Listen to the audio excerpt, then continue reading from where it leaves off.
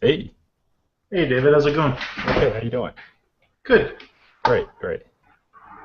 Well, so far so good. Fingers crossed. Awesome. So, how's your weekend This is going? interesting. I haven't played D&D with on Hangouts yet. Oh, you haven't? Now I run Call of Cthulhu on Wednesday nights on it. That was an interesting experience getting started, but this will be new. Okay, all right, yeah. Well, this is the first fifth edition game that I've run, but I played in a few. Cool. Yeah. Yeah, I haven't even played in fifth edition yet. I've been trying to get it going for my kids, but I wanted to play at least once before I ran it for them. Ah, there you go. Yeah, How's yeah. it going, guys? Hey, what's up, man? How's it going? Hey, nice to meet you both. Yeah, Good to likewise. meet you. Yep. Let's see here. Okay, let me pull up the multitude of character sheets that we've got here.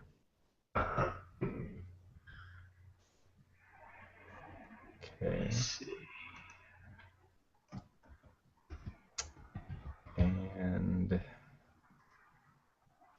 okay. I gotta remember to save my little name tag this time. Keep forgetting to Oh. do that in my other game. It's like I need to redo it every time.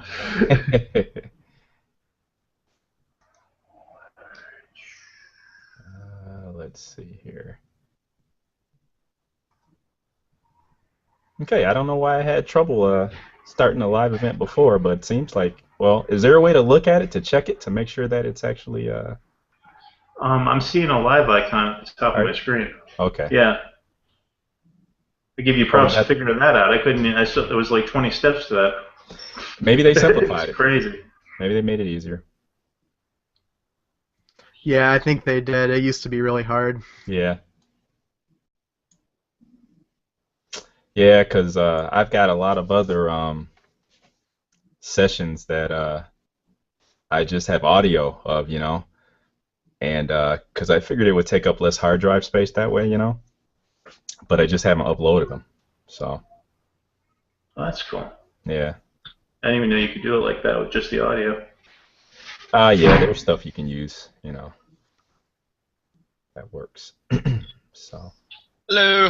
hey, what's up?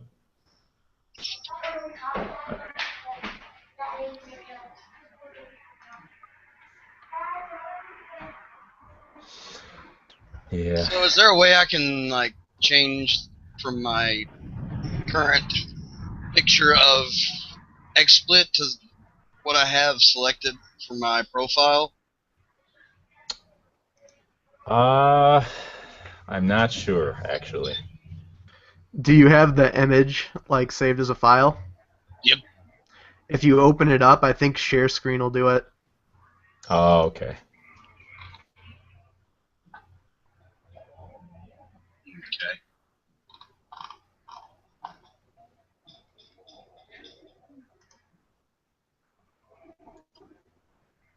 Okay.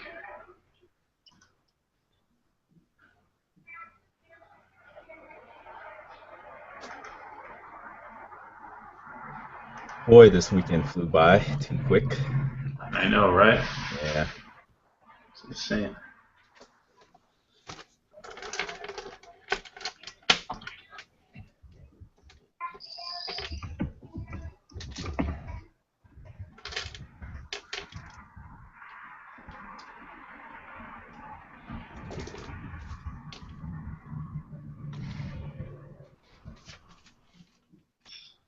So what's everybody? What else are you guys actually gaming in right now? Anything good or? I run a Pathfinder game every Wednesday. That's kind of interesting. Um, we've got a a tiefling that decided he wants to use a larger size double crossbow. Okay. Yeah. So That's he's always just fun. like, when he does hit, he just explodes enemies. Yeah. Um, and they just found an adamantine mine, and they think they're going to be rich. But Oh wow. I've got a surprise in store for them. That's pretty good. Usually that's a clear sign, that everything isn't gonna work out the way you'd like it to when you find something like that, Yeah. All right. No, that's just me, Hello. Hey, what's up? How's it going, man? Okay. Yeah, I run Call of Cthulhu on Wednesday nights, like I was telling David before, on Lovecraft Easy. Okay, yeah. Yeah. What That version? was new. I had. What version of the I'm game using. are you running? I'm running 5.6 right now. Mm-hmm. That's all I had. Yeah. But it was my first time actually running a game in like close to 8 years. So, Wow. Okay. but it's going pretty well. Yeah, that's good.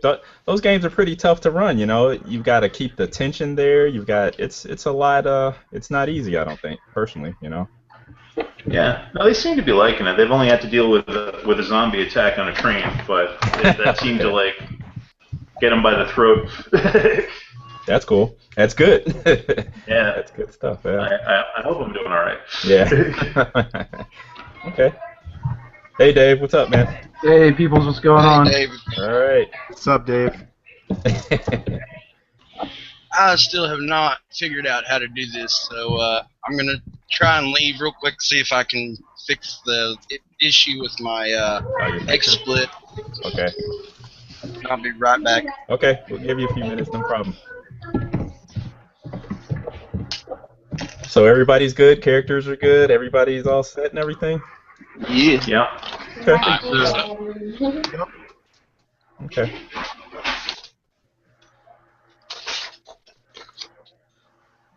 All right. And then, how are you? Most of you guys gonna? Are you guys using the Dice app or Roll-In or what? I'm going old school, analog. Analog. Me too. Yeah. Okay. Yep, I got my dice ready. Okay. Yeah. I had to blow the dust off of them, but I got them. I may actually roll my stuff in the with the actual dice roller mechanic thing. Okay. Because the other night I was rolling too well for me to feel comfortable believing. Okay. So I was like, I want people to be able to see my rolls because Okay. I'm throwing sixes over and over and over. All right. That's fine. Hey, I don't believe me. This is Okay. All right. That's Okay. right, last night I was rolling too low for people to believe. Yeah. Like, how can someone I roll usually only roll high when under I'm running the game. Okay. All right. I guess really the only other thing that I guess we need to kind of be aware of is if you guys notice that you've got a lot of background noise going on, try to mute yourself and stuff, and so that everybody else can hear. And then since we've got a pretty large group here, with Google Hangouts, it's always a problem with guys talking over each other, but we'll just we'll just work it out, and I'll also kind of try to go around the table per se, to make sure that everybody had a chance to, give their input and do what they want to do. Okay. There we go. Sounds good. All right. Sounds All good. right. Okay. All right. So let's get this started then. What we're doing is, and it's kind of weird. I had previously I had actually wanted to use the Palladium world because watching some of Juice's videos, he's always talking about it, and it's kind of something that is never really utilized or done, And it's kind of cool, I think, because a lot of people really aren't familiar with it. So I figured it would be kind of fun to drop you guys in that world, per se, and add a little twist to things, just to give you guys just a little bit of a different experience. That's all, Nothing wrong with Forgotten Realms or anything, but just to switch it up a little bit. So you guys might hear some terms or names or whatever that are different, but I think you guys can handle it. It won't be a big deal. Works for me. Yeah, okay. All right, so to get you guys up and running, I give you a little background and then we'll get going. You guys are in an area known as the Eastern Territory, or it's also called the Domain of Man, and it's a loose-knit conglomeration of just like dozens and dozens of small or tiny to medium-sized villages, towns, and kind of like city-states. and it's kind of like a almost like a border area. Okay. It's fairly lawless, you know. There is no one overall governing body. Every one of these small communities and villages or whatever, they pretty much conduct their own business the way they deem to, you know. So there's no kind of uniformity really in the way of law or civility or customs or whatever. You know, it's kind of chaotic in a way. And each one of these communities, they have their own set of leaders, their own militia if they're lucky, you know. A lot of different religions mixed up in there. So it's a big melting pot, so to speak. There is one large city-state in the region, and but it'll be very far to the northwest from you guys, and it's called the Fortress of Southwatch, and it's right on the coast. So it's there, you know, it's kind of looming over everything, but it's kind of in the back of everyone's minds because there's really not a strong military presence from this fortress at all, you know.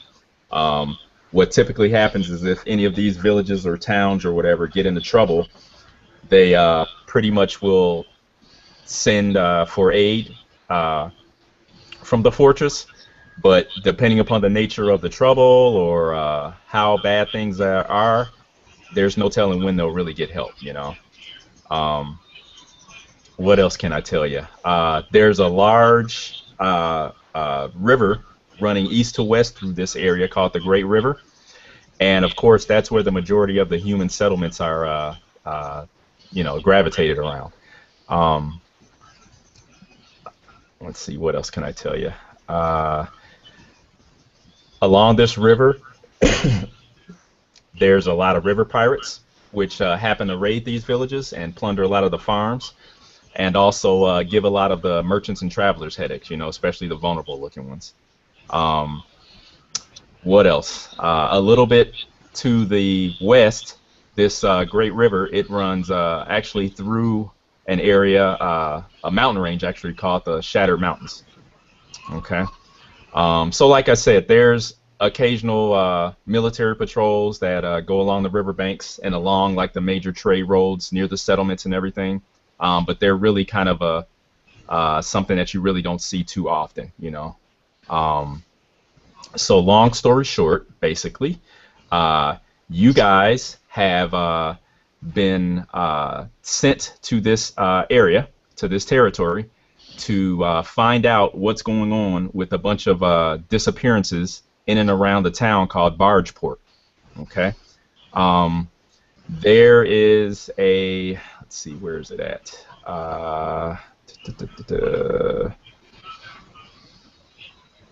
Okay, here we go.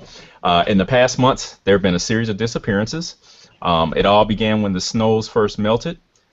It seemed like the first to go were hunters that failed to return from their expeditions. At first, everyone assumed it was just a run of bad luck, but soon even the best hunters went missing. Weeks later, the outlying farms began to suffer as farmhands or sometimes even whole families disappeared into the night.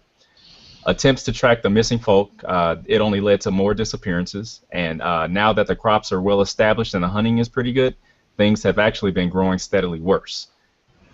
Innocent people have been vanishing closer and closer to the town and more frequently. Even worse, someone or something has been destroying the rafts and barges that bring needed goods back from the cities to the east, which is upriver. The ruling council of this town of Bargeport, they did raise their town militia, but it's a rotating group of paid volunteers, so they're not very effective. And like I was saying before, they also sent for help from the east. But who knows when help will come, basically. So now at this point, Bargeport is a town living in fear. The militia, they patrol the streets at night trying to keep watch, you know, the best they can, but they're hampered by the fact that the town has no walls, and whatever towers they have built were made to help guide the river traffic and spot rafts, you know, that may have floundered in the mud flaps, you know, that are in the river.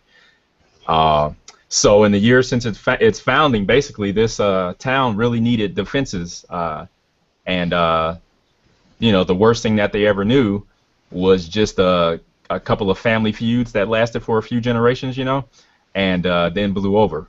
So now the townsfolk, they're really creeped out, you know, they're whispering to each other, kind of huddling together, all that kinds of things.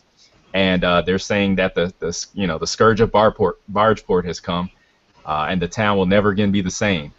So of course, perhaps with the help of a party of brave adventurers, the toll will be small, and you guys can figure out what happened. There's a Great River Guild, which belongs to a League of Merchants, and they're losing money because of this situation. So they're the ones that pretty much hired you guys and convinced you guys to all come to Bargeport and find out what happened. So basically, you guys are, you know, hired out to the Great River Guild. And then the only thing that they're saying is that they would like for you guys to either find and acquire any of their stolen cargo and possibly find out what's going on and what happened to the various individuals that have disappeared, along with about 5,000 pieces of silver to split between you guys. And basically, you guys get a chance to get free passage on the Great River for a year after that, which would be, you know, kind of cool. So, long story short, you guys are in Bargeport. You've arrived, okay? Just for simplicity's sake, we'll say that you guys may be acquaintances to each other, you know? If any of you guys want to have a little more of a stronger friendship with one another, that's fine, you know, that's fine, not at all, no problem. But in general, you guys do know of each other, okay? We'll say that you got acquainted during the river trip here to the town, and so you guys maybe had a chance to tell each other some of your history that you wanted to share, stories of your exploits. Even though you are first level, you still have exploits, you know, and all that kind of good stuff, bragging rights and everything. So you guys actually have gotten your gear and yourselves off the barge. It's around early afternoon, and the town of Bargeport lies before you.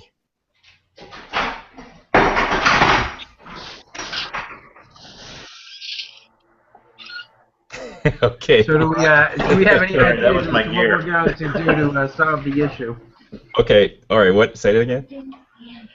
Have they given us a direction to go in, whereas the ships are disappearing, the barges are disappearing? Well, mainly it appears to be that a lot of the barges that travel to the west towards the Shattered Mountains seem to be the ones that are running into trouble.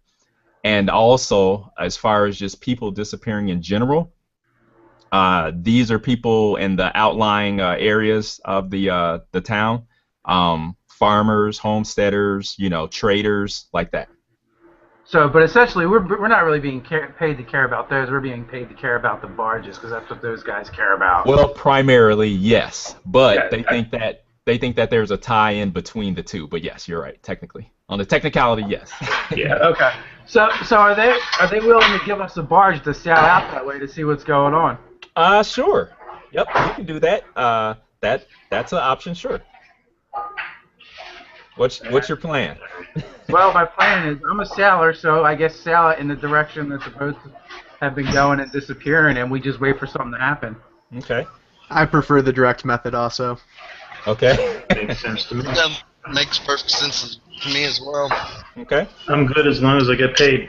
Okay. Okay. All right. So there is actually a I guess we'll just call him like a barge master. Or dock master maybe. That's there. Okay.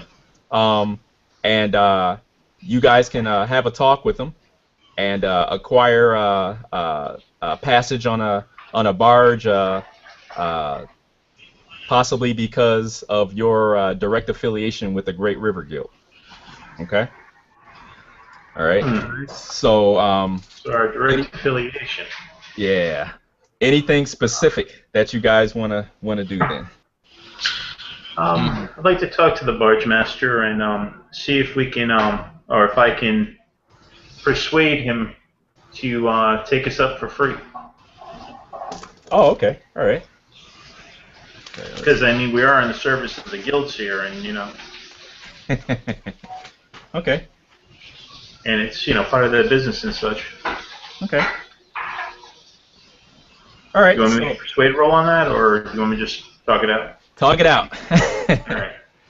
You can go ahead and talk it out. So his name is All right. Phineas. He's a older guy, balding, kind of has a worn face. Looks like he kind of walks, has the kind of bandy leg kind of gait to him, and looks like he's been probably living on a raft his entire life, of course. All right. Okay. Do we know this from the our employers that who his name is, or is there a little sign tacked on the door saying Fifth Harbor Master or whatever? There's Master. it's kind of obvious who he is. When you guys disembarked, it seemed like he was the guy who was basically pointing fingers and barking orders at everyone. Okay. Maybe through some of the grumblings of some of the other dockhands and stuff, you guys figured out his name. Okay. Fifth, is that your name, sir? Okay. He turns to you, kind of impatiently, and kind of mutters under his breath, and he says, "What can I do for you, strangers?" Well, my name is Aaron Bain. We've been hired by the guild to look into these troubles you seem to be having here. Okay. Kind of. Are you guys kind of standing around here with Aaron, or? Yeah, I'm going to approach and join them. Okay. I was gonna follow along, looking about, taking everything in. Okay. I'm gonna stand off behind him to the right and look persuasive. Okay. Yeah, I'm not going to try to intimidate him at all. I'm going to be as accommodating as possible. Okay.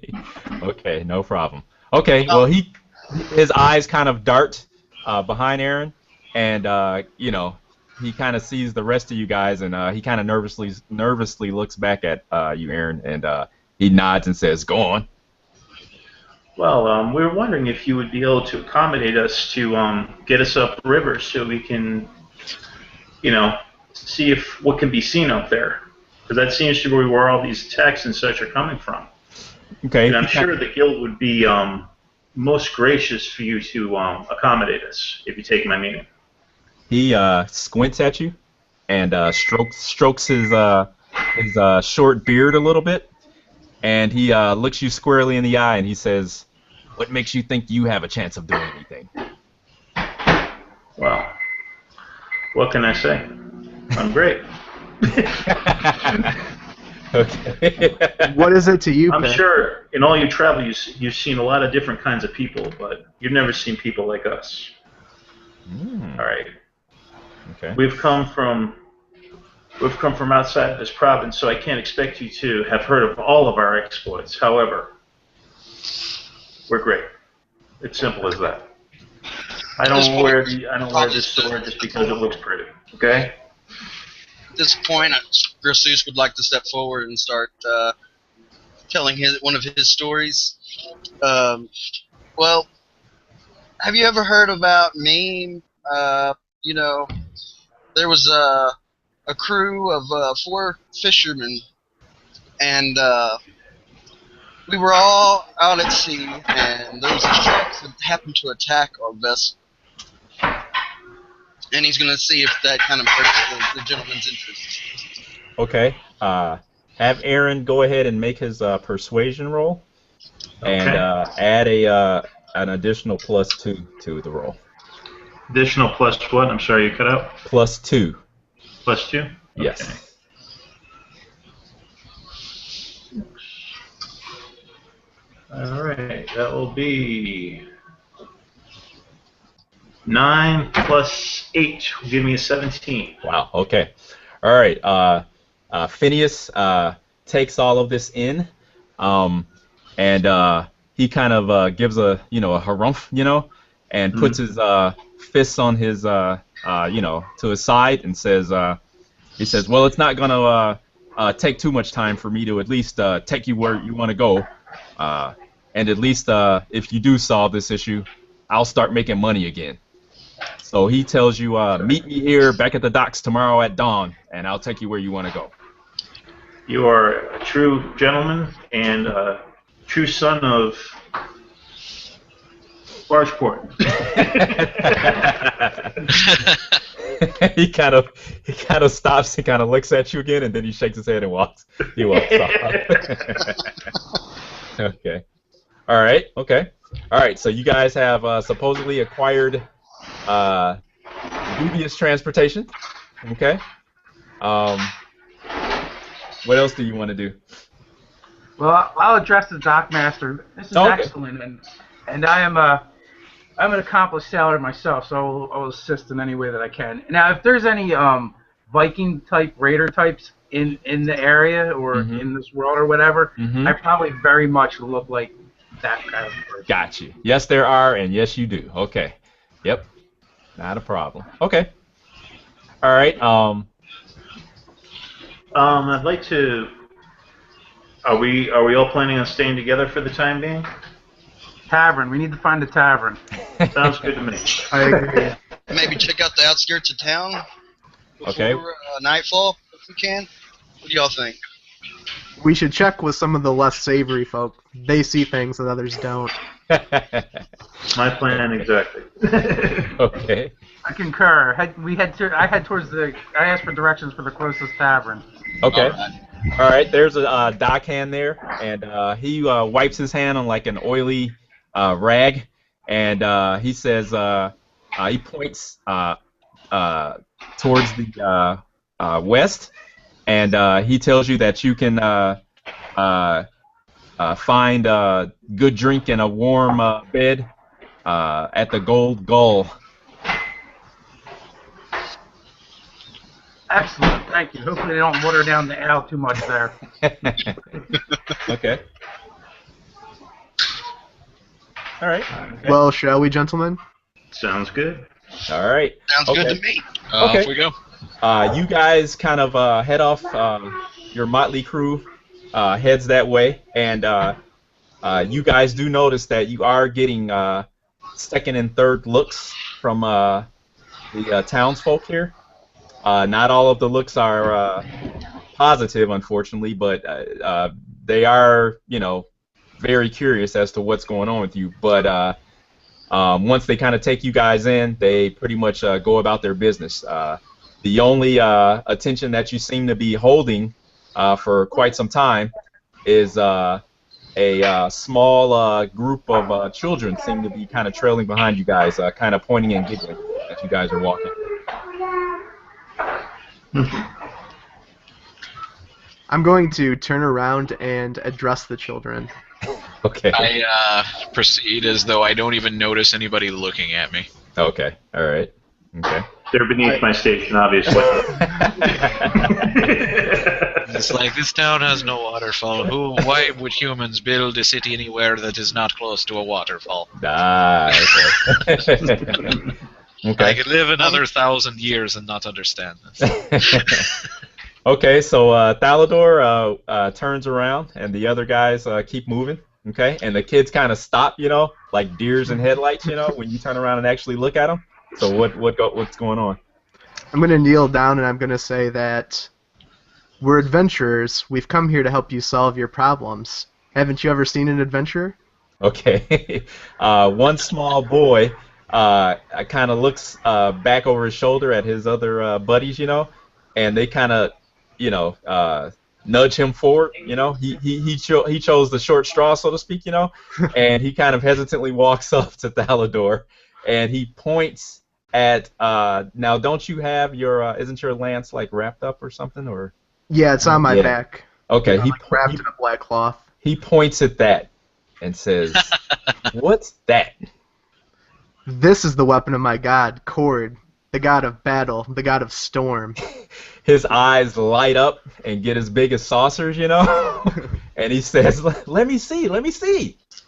So I'll take it off my back and kind of pull the cloth off the front of it so he can see the business end of the lance.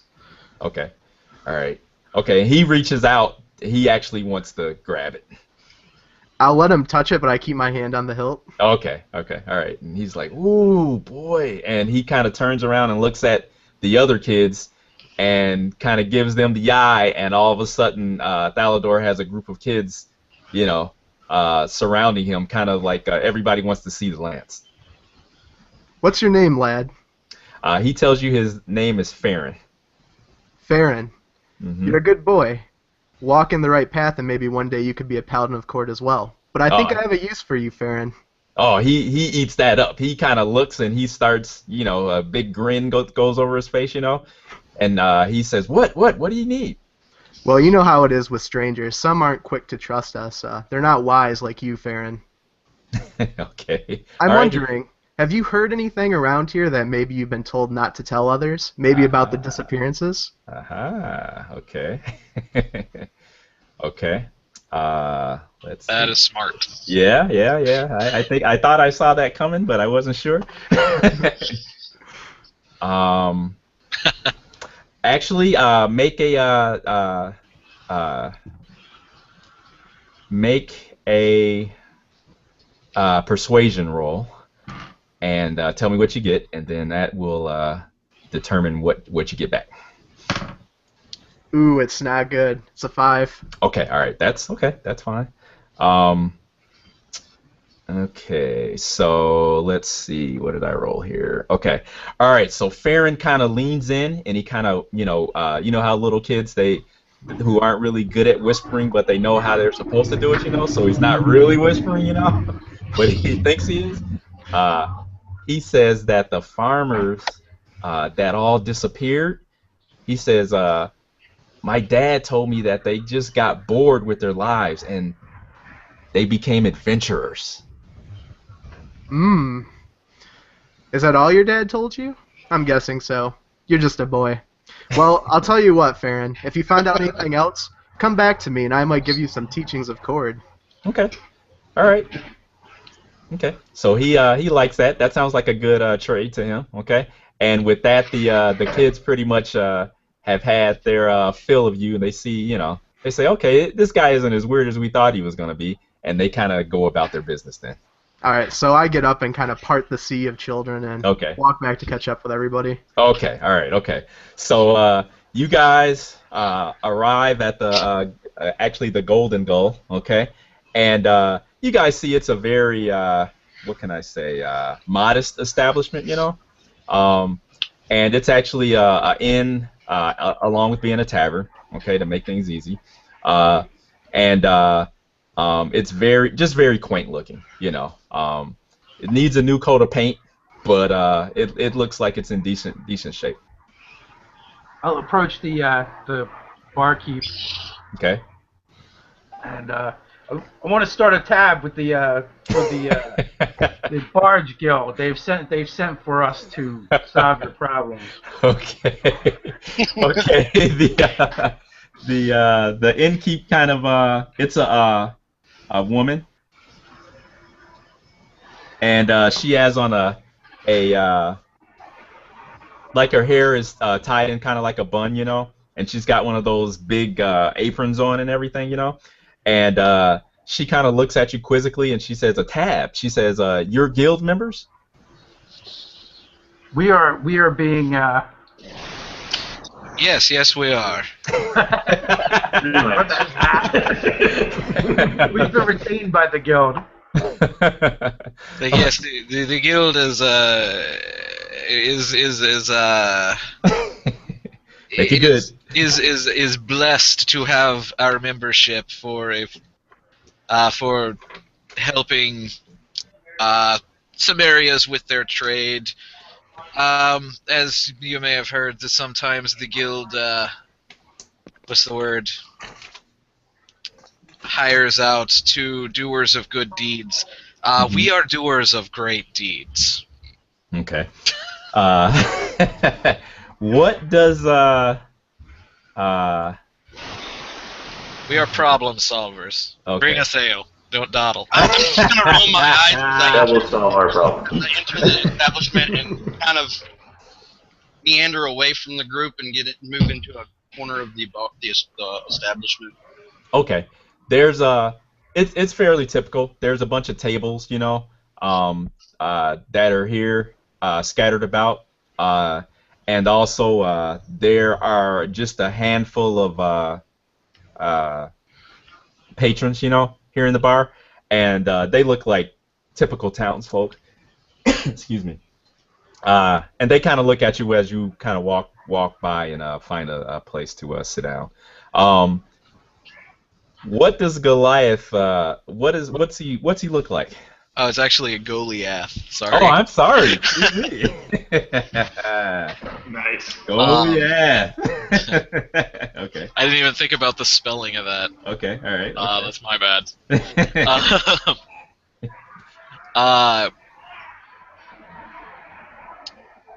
Other than being a wood elf, what is he?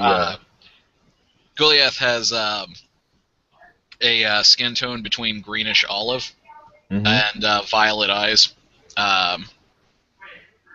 His hair is like a wood brown, stands at 5 feet tall, and is fairly slender. Is actually extremely androgynous and dresses in such a way as to not actually betray any gender. Reinforce that. Okay. The clothing that I wear is not fancy in any way. It's extremely functional. Okay. Breathable cotton mostly. Okay. With winter clothes in my pack, and he walks barefoot.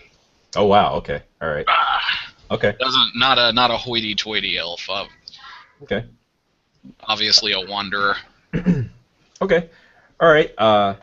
She kind of when you kind of step up to speak to her, which was the reason I was asking. She kind of takes in your appearance, you know, and she kind of frowns, and she says, "You don't look like guild members to me."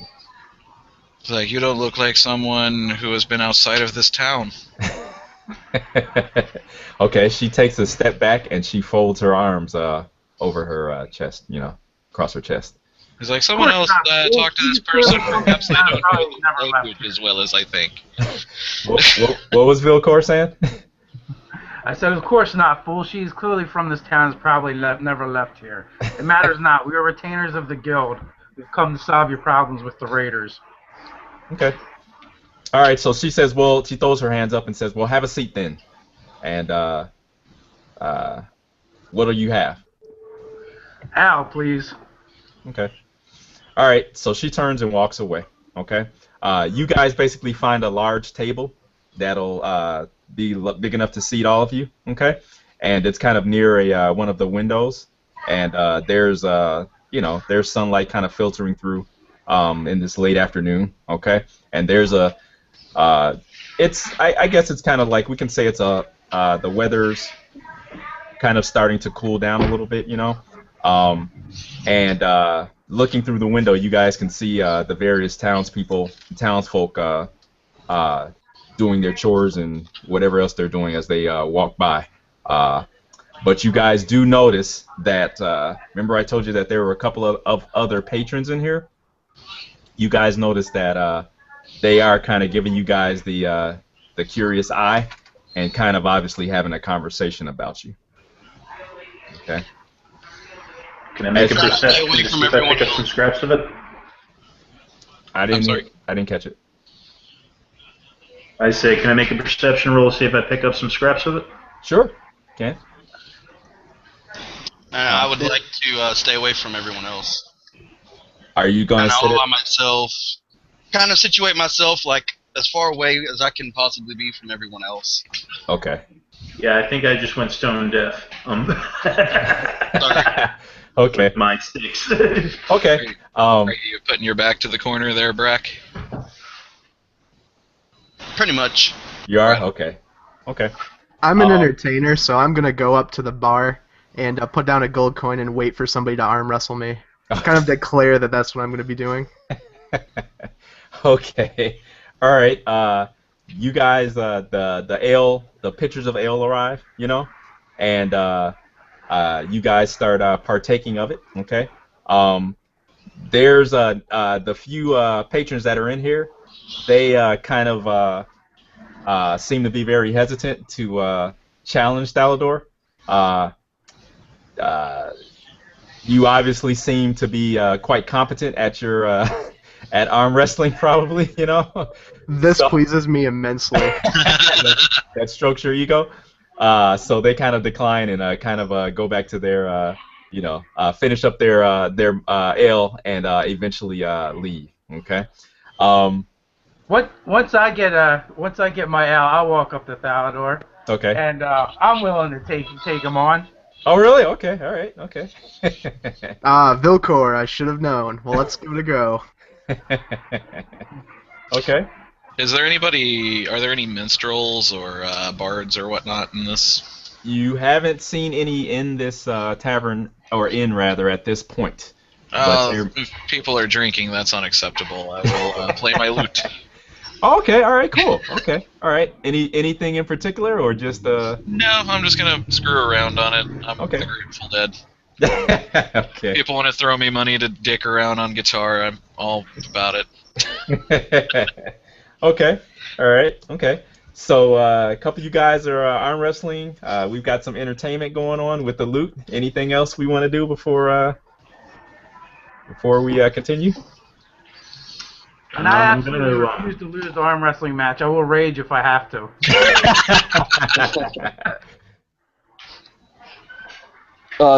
Neri wants to head out towards the outskirts of town where there's, heads into the wooded area where the hunters would go. You wanted to do that before nightfall, right? Yeah. Okay, all right, okay. So any other takers? I'll follow along with this person Okay. that kind of leaves the establishment because once I start drinking, it's really bad really quick usually. Okay. All right, I'm going to ask Thalador once he's done with his arm wrestling match what he learned from the kids. Okay. I'm going to say that Dave beats me and he rages. And it's very bad for Thalador, but I yell, a free drink for Vilcor, and I give him the golden coin. And then I turn to Aaron and I say, sadly, nothing. The kids are not very perceptive here. Though I have high hopes maybe now that I planted the seed of cord, something will grow out of it. All right. And perhaps people will be more welcoming of us in this town if they hear that we were nice to the children. Mm-hmm. And perhaps if the young ones go tell them that the stranger was nice enough to let them touch his lance, they will be. Okay. I'm sorry. There goes incognito. Right. All right. I'm going to walk over to the patrons that we saw that were whispering about us, and say, "Gentlemen, can I buy you a drink?" Okay. They appear to be actually one of them appears to be quite well dressed for the townsfolk that you've seen up to this point. Okay. And the other one seems to be more, modestly attired. Okay. And the one that's well dressed, he kind of looks at the other townsperson, and then he shakes his head and says, "Nothing for me, but please indulge my friend." You're most kind. And I sit down and join them. Oh, okay. All right. Okay. Okay. Wave the barkeep over. They scoot back, and the finer dressed one, he kind of waves his hand and he says, "Of course. How rude of me. Have a seat." Thank you. Well, as you probably heard, we're doing a little job for your guild here. Didn't know if you might have any information you could share that they might not have. Okay. They kind of exchange glances at one another, and the finer dressed one, he kind of puffs his chest out a little bit, and kind of straightens his he kind of plucks at his sleeves, kind of straightening his shirt, and he says, being the magistrate of this town, he says, "I'm sure I would be able to answer any of your questions." Oh, you're most kind. It's good to see others of good breeding in my travels. Okay, he grins at that.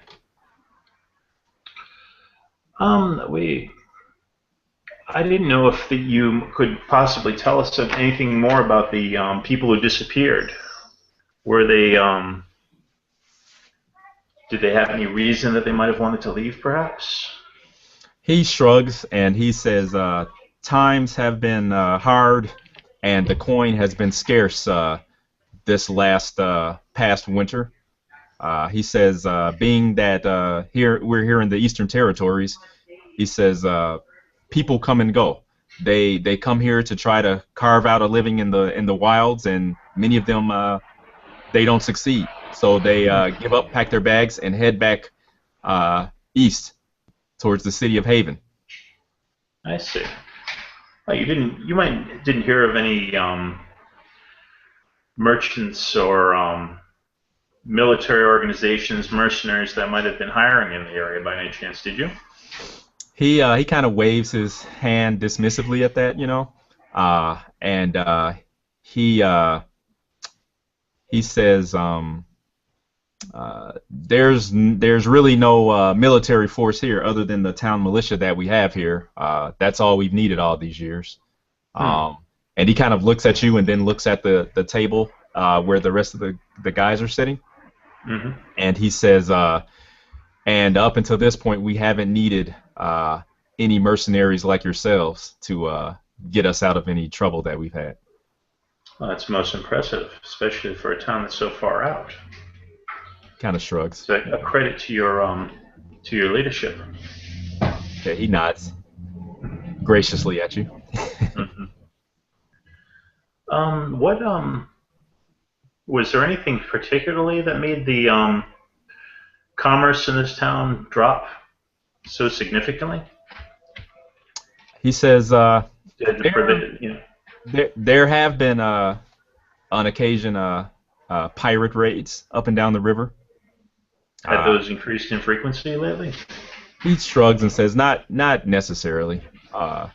He says there's also the random banditry that we have to keep an eye out for. But these are things that are expected to happen in the Eastern Territories. It's nothing unusual. He says what's more unusual is for a group of strangers to saunter in the town, throwing money around and asking questions about disappearances. It's unusual for strangers to come and spend money in your trade town? He looks at the other table and he kind of checks himself, when you say that to him. And he says, we're just not used to getting all of this unwanted and unneeded attention. As he says that, Dave beats me again in arm wrestling, slams my hand out, and I throw him another gold coin. Okay. And the magistrate kind of jumps when that happens, when you guys basically the fist kind of slam the top of the bar, and cause them well done, Salvador. The mugs to jump, he kind of Damn jumps it, himself. Vilcor. We're supposed to throw one every once in a while. And he turns back to Aaron, and he says, but being that you're representatives of the guild, and with the guild is highly respected here, I'll support you and give you any help that I can, of course. Well, that's much appreciated. And again, a credit to your good breeding and authority over this delightful town. Let's see here. He nods once again, and he and his companion, they get up, and he gives you a curt bow, and he says, we'll be leaving now. I have business to attend to. And he bows at the rest of you guys, and he says, hopefully we'll be seeing you, and good luck in your endeavors. Many thanks, and good luck to you. Okay. And I give it slightly curter now, because he's below my stations, of course, but... Okay. And it's like, good luck to you, and hopefully very soon the disappearances of your people will end. Okay. Without our intervention, but Right, I right. promise you that I still will take credit for it. I just have to work. Okay. All right. Please. Okay. Without our intervention? So the magistrate kind of ushers the other individual, the guy that's with them, kind of out of the door, and they go out, outside. So Oh, look at that. I'll let you guys kind We've of cleared the bar. Okay. All right. So do you guys want to head out in the woods and check things out, or before it gets dark, or what? I'm gonna go with I guess David. Okay. Rick's character, I'm assuming, and we're gonna go out and investigate, kind of look around, see what we can see if we notice any tracks or anything, look for clues, stuff like that. Okay. I'm So particularly going to be looking for like an animal, like a deer, if possible. I'm probably looking for more or less people, bits of clothing maybe left in the brush or something, maybe a footprint of an actual individual, anything I can find. okay. All right. All right. I'm going to be looking for unsavory types while we're walking through the town on our way to the woods. Okay. Okay. Okay.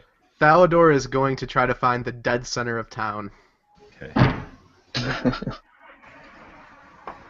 All right. Trying to keep track of everybody. Okay, so it looks like Thalador's odd man out here. Is that correct? No, I'll go with Thalador. He's earned Valcor's Okay. respect. Okay, Valcor is going with Thalador. Okay. There might be some more unruly children. Putting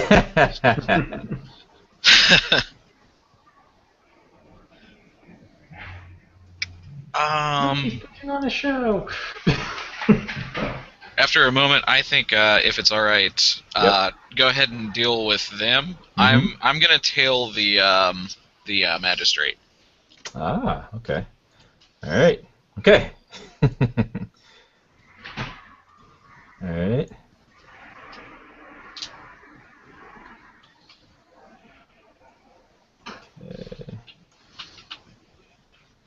Okay. All right. Let's see. So let's do the center of town first. Then we'll do the surrounding area. And then we'll do the magistrate. Okay.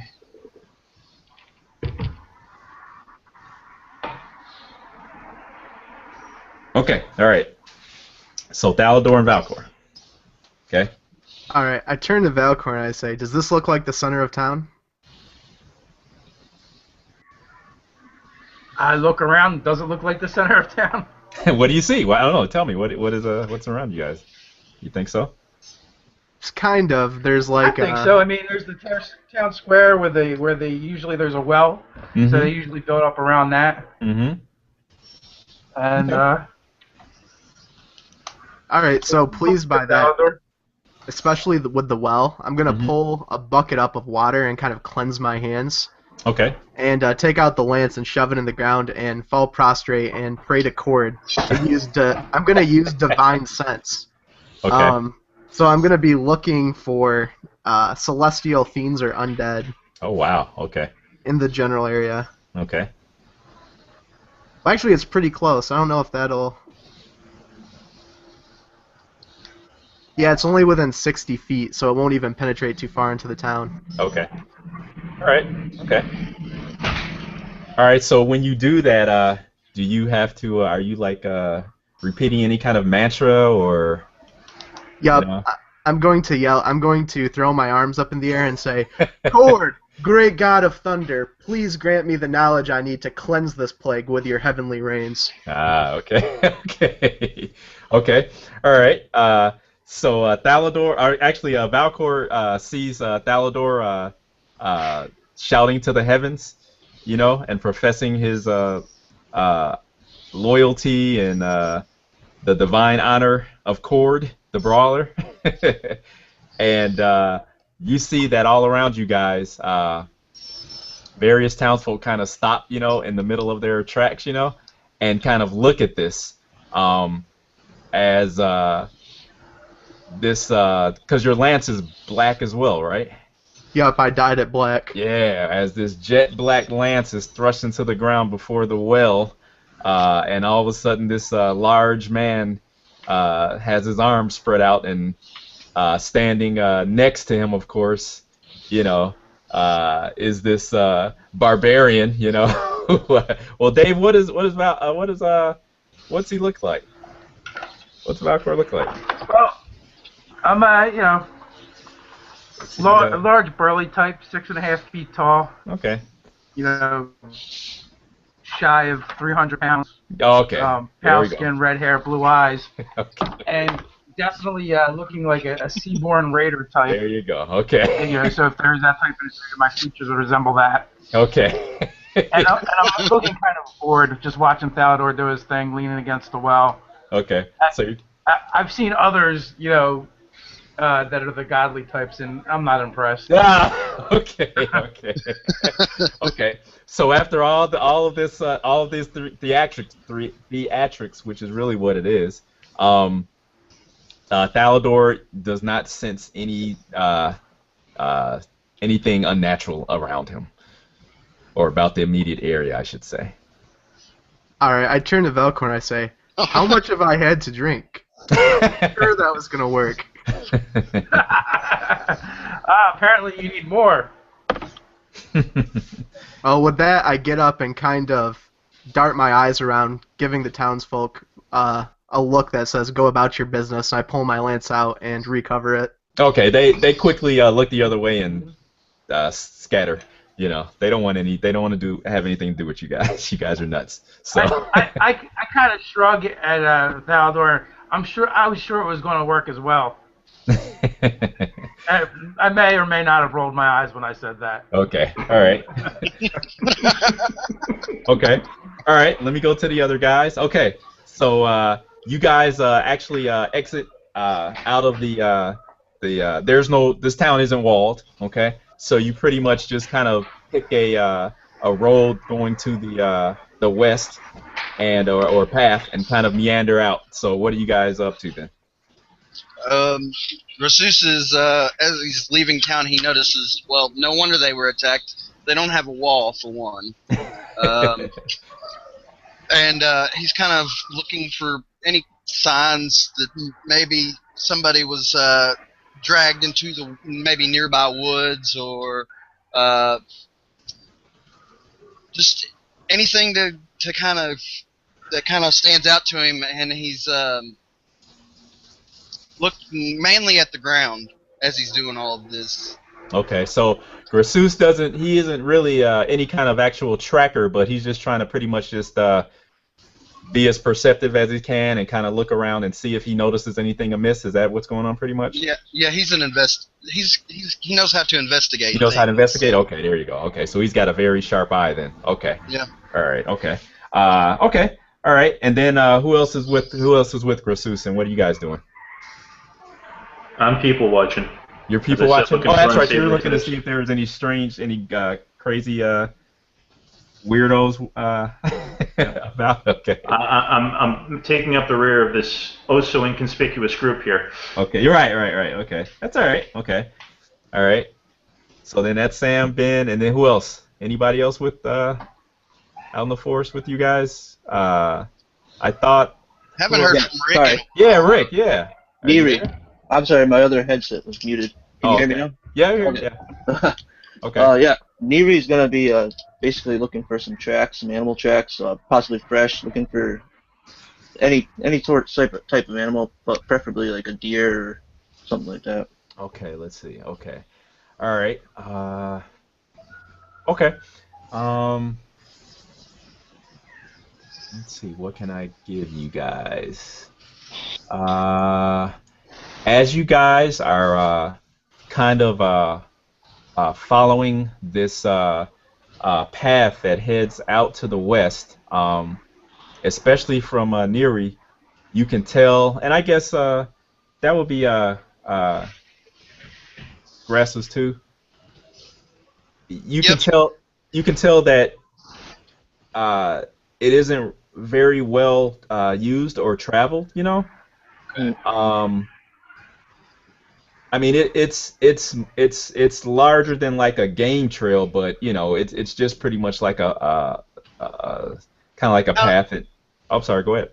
Kind of like a unused path, like people don't leave town too much. And go that direction, yeah. Because you can tell as you guys look ahead, you know, and as you kind of look above and beyond the outlying trees in the forest, you can actually see that ahead of you, you know, so many miles to the west are the Shattered Mountains. Okay, you guys don't really know too much about them, but you do know that pretty much as with anything else, the further you get out, you know, into the wilds, the more dangerous things can be. But you really don't know a whole lot about that area. But that seems like that's the general direction that this path is going to take you if you keep following it. Okay. Do I notice any animal tracks, like fresh tracks, at all? Go ahead and make a roll. 18. Okay. All right. Yes, actually, you do notice that there seems to be some game tracks, namely, looks like typical deer that have traveled through here, and I guess you may see some of the spoor of the deer as well. Maybe that's the best clue. I'm not able to really tell like how long ago they came through, or. I would say no, not really. You know, Okay. because this is just you know, being that you're not specifically a tracker, but yeah. Right. Okay. Yeah, yeah. But you do know that it does appear as though it was fairly recently, but you couldn't tell exactly. Narrow it down. Alrighty. Yeah. So, you guys don't see any other persons on this path other than you. But as you guys kind of walk out a little further, off to your right, you do see that there appears to be, actually, I would say that probably Neri. You can kind of detect a kind of like the odor of, you know, how, especially like after it rains, how you can kind of smell on the breeze how the like a mulchy, kind of like a strong foresty kind of odor, you know. Yes. But there seems to be something else there underneath that kind of gets your attention. All right. I'm gonna kind of just look back at who's behind me. I'm just gonna point my two fingers at my eyes and then point forward in the direction I see that, and I'm gonna start walking up towards it slowly. Okay. 23 to investigate. We got 23. Kind of looking around as he's trying to point something out to me. Okay. All right. And is there a concealed way to get up towards where they're pointing? Like, is there like woods on the side? Yeah.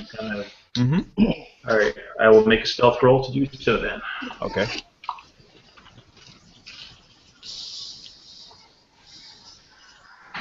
That will be a 17. Okay, gotcha. Okay.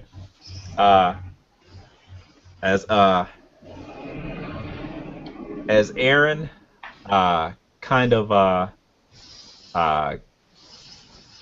eases off onto the right side of the road into the foliage, you know, to the trees, you see that there appears to be off to the side a looks like kind of like an overgrown structure of some sort. You can't really tell what it is because it's very overgrown, but there is something there. It's not huge. It's small, you know. It's not even the size of a cabin or anything. It's something pretty small, but you do see that the foliage and the vines and everything are concealing something over there. Okay, so that catches your eye. Okay, as the druid continues up the path, you actually, you guys that are following him, you guys notice that more clearly. It's not something that you guys have experienced a lot in your careers yet, so to speak. But you definitely know that it's the smell of death ahead. I'm gonna tell Neri. Is that right? Yeah. Mhm. Okay, I'm gonna say Neri. Maybe we should head back and tell them what we found before we investigate this further.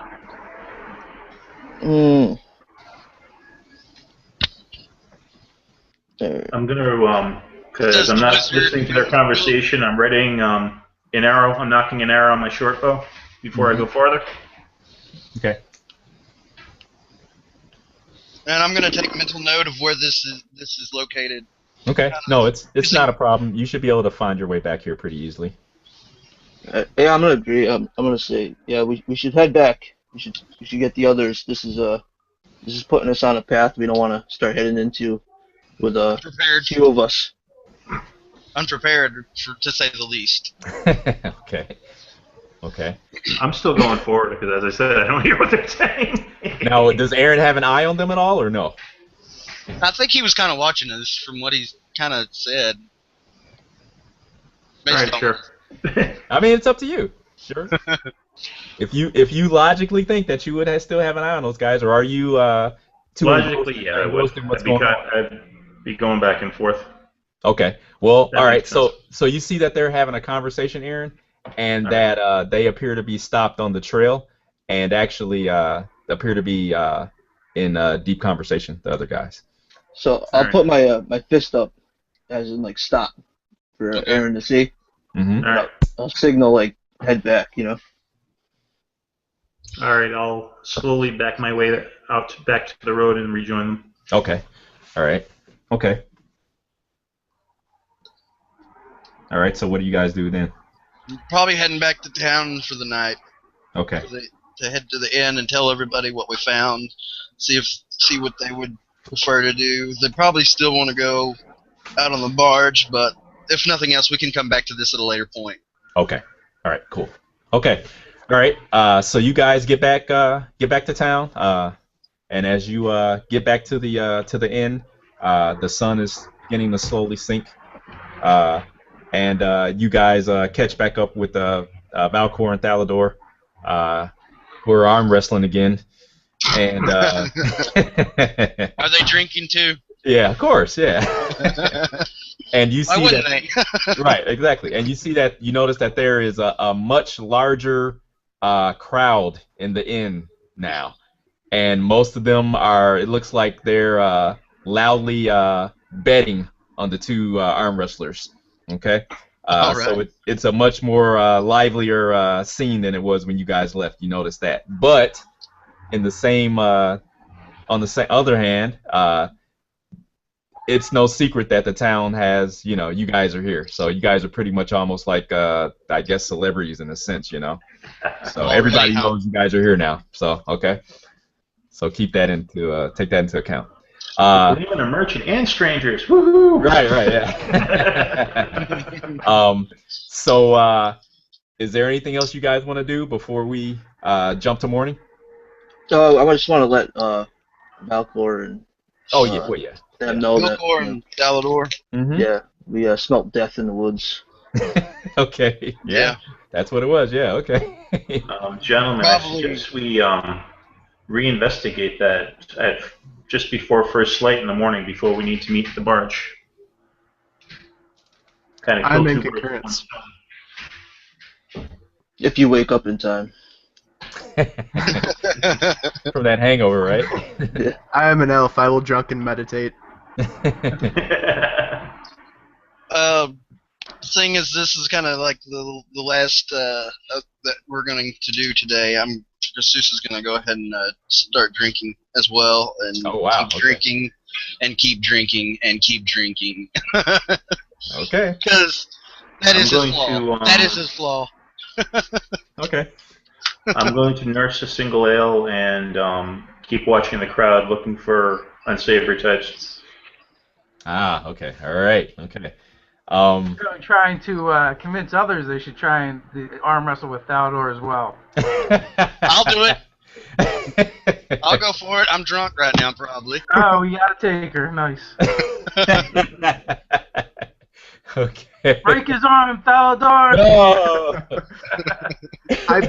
I badly recount my events and gladiatorial events while I do this too, but they're not quite factually right because of how drunk I am. When you do that, funny you should mention that. There are some faces in the crowd that yell out claiming to recognize you from some of the towns and or rather the cities to the east of here. I'll simply smirk at them and say, Mhm. perhaps there will come a day when the wind of Westmarch will blow again. Okay, all right. Aha, But yeah. Fowler is famous. Thalmor probably beats me several times. Infamous. over. Okay. All I'm right. not very strong. I'm slowly winning my money back because I lost almost all of my spare change to Vilcor, I Oh, the think. Vilcor. Okay. All right. Okay. So after a long night of carousing and arm wrestling and drinking, uh, you guys are barely, or most of you are barely alert. Right before sunup. Okay. And you guys slowly drag yourselves up and sprinkle water on your faces and get your gear up, and you guys can head to the west down the path if you want to. Real quick, did anything come of me tailing that guy? I am sorry. Okay, I'm sorry. That's all right. Yes, it I'm did. being quiet. I'm being very quiet. Don't be quiet, because you guys are all over the place. So I'm sorry about that. Yes, you did. You noticed that the magistrate and his companion, his buddy there, they kind of head off towards the kind of just right off the dock area again, and you see that there are some of the dock workers that were there. They kind of peel off for the other guys, and kind of walk over and start talking to the magistrate.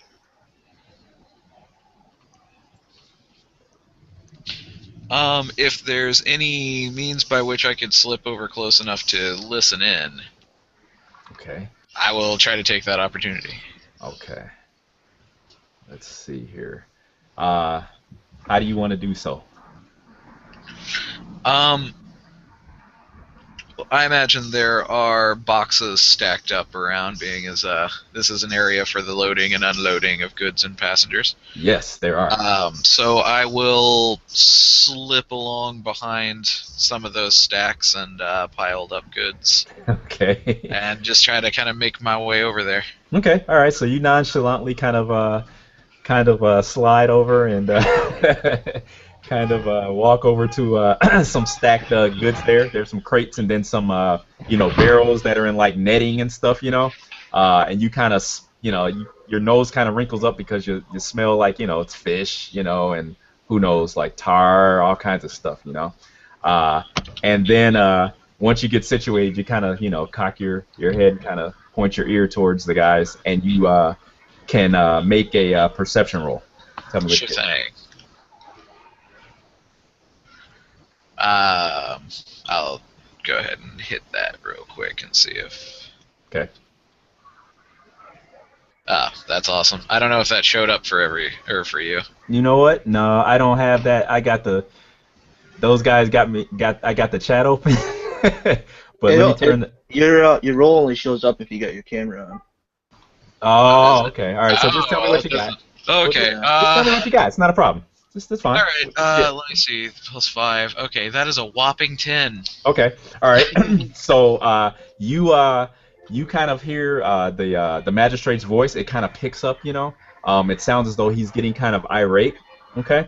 And you can kind of hear him kind of frantically, I'll paraphrase, kind of telling these guys, I don't care what you have to do or when you have to do it. I don't know how longer I can keep this up, so you have to let the others know that the guild is aware of what's going on here, and that they've sent more mercenaries here to find out what's going on. I'm going to kind of lay out on my side and just kind of peek half my face around the side there, near the as close to the bottom as I can, and try to get as good a look as I can at the faces of the people he's talking to. Ah, okay, all right, okay, okay. So you kind of lean down. Yeah, kind of going real close to the ground because I'm Okay, I got you. Okay. stay below people's Okay. vision. Okay. All right. So you lean out kind of low there and kind of try to see who all this is having this conversation, and of course you see the magistrate, and you see the guy, we'll call him, that's with him. Okay. And you see the two the dock hands that are there. Okay. And I mean they look kind of like typical dock hands, kind of gruff looking, obviously they've, been laborers all their lives, kind of stocky and everything, yeah. We'll say that one of them, we'll call him Scarnose, okay? Hold on for a second. Yeah, and then we'll call the other one, we'll say the other one maybe has we'll say he has a limp. Okay. Okay. We'll call him Limpy. Limpy Okay. and Scarnose. Yeah. Okay. I don't that's have what. pencil and paper. I'm just gonna have to. That's try all right. I got it. I got it right here. That's what you notice about him. Okay. Or yeah. Yeah. I'll just make a real point of trying to memorize their features. Okay. And then I will pull myself back into hiding. Okay. And you hear a snicker from behind you. I will look. Okay. You'll see that there are a bunch of kids standing there, and they're kind of giggling, and they're not really trying to be quiet about it.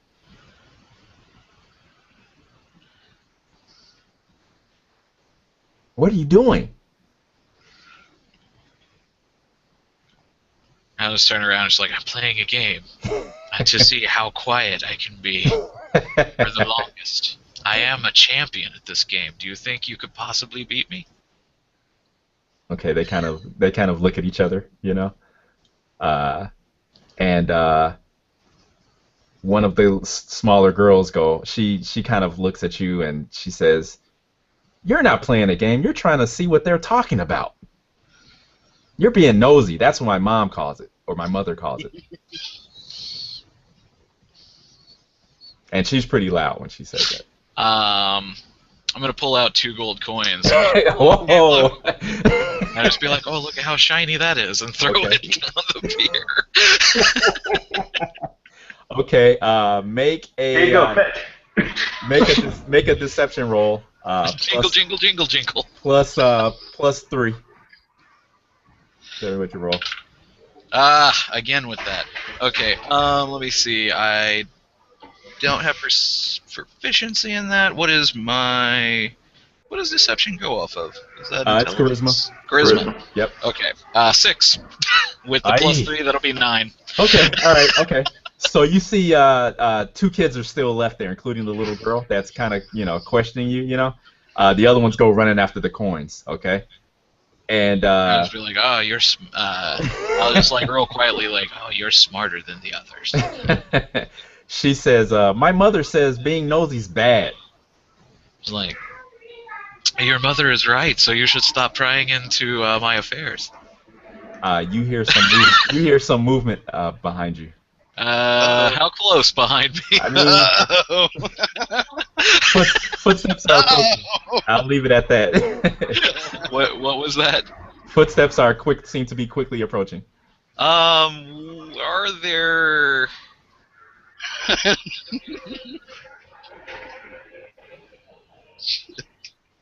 Okay. How many? Can I estimate how many? Let's real quick. If I close my eyes and just listen. Well, you know that at least a couple of figures seem to be moving towards you.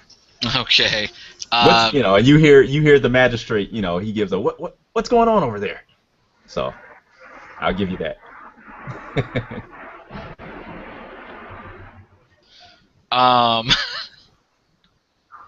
All right, what are you gonna do? If I can tell if there are, can I tell if they're coming from both sides or just one? No, you don't have time for all of that. Ah, You just need to okay. let me know what you kind of want to do. You want to just run, or do you just want to? I'm gonna actually just stay low and slip around. I will go to my right and try to match the footsteps coming around and hope they're going around the other side. Okay. Okay. All right. So as you kind of slink around to the right, around the crates and stuff, of course the little girl is following you. You know, she's kind of walking behind you, uh, trying to see what the heck you're doing. Okay. And you hear one of the dock hands. Yeah. He yells out, "It's just a kid here." Okay. Okay. And the magistrate calls him back. Okay. I will immediately begin slipping back the way I came. Okay. All right. Okay. And it's then like, well, I need out of here. This is all I'm getting. they walk off. They walk away.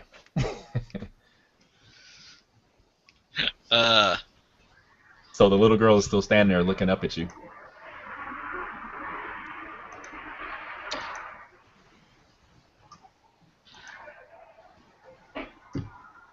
Just be like, actually, quickly follow me. You're the only one here who is capable enough to help me with something. She holds her hand out. I'll give her a high five. And then take off down the road. Okay. All right. Okay. Okay. All right. So you survived that by the skin of your teeth. You survived. That's the important part. Okay. All right. So are you good? Yeah. You're done. Okay. I'll all go right. back. I'll go back and meet up with everybody else. I think I've mined that for as much as I'm gonna get without without tipping my hand. Okay. Okay. Nice. Okay. All right. Okay. So we'll jump forward again. Okay. So it's daybreak. Okay. Or rather, false dawn. I guess is what Aaron wanted to. He wanted to get out earlier than that. So. Yeah. So you guys are all standing. We'll say you're moving up the western path now. Okay. Things are very shadowy. It's very quiet. You really don't even hear any insects or any animals because of the time of day that this is. Maybe a few squirrels you can kind of tell, and Nirwi is familiar with this. You know, the forest is pretty much at rest still, since the sun isn't up. And it seems like as you guys are walking, maybe everybody except for Aaron, your footsteps seem to be like super loud because it's just so, everything is so hushed and so quiet. Okay. You guys get to roughly the point where you detected the smell of decay or whatever, and then what do you guys want to do? Well, if I haven't cast it already, I'm probably gonna put mage armor on myself immediately. Okay. All right. So Is the smell still prevalent? Yes, it is. Sorry. I'm gonna start looking around after I cast this. Okay. Let me see what I can find. Gonna kind of stand watch. Okay. Are you guys kind of on any kind of 19 for investigation. Okay. As I'm kind of looking around, going a little bit further into the woods, not too far, maybe 10 feet. Okay. Okay, I'm knocking an arrow and stealthily going through the woods. Okay. Go ahead, roll Aaron stealth again, please. Sure. Okay. As soon as I met 15. back up with everybody, I would immediately divulge what I heard there. Oh yeah. Okay. All right. That's fine. Unless I want to make sure everybody knows. Just unless like, you guys hey, tell me you're not sharing information, then I'll assume you are. Okay. So that's fine. Yeah, that'll make it easier. Okay. Let's see. Where are we at here? Let's see. Let me tell you guys what you're getting into here.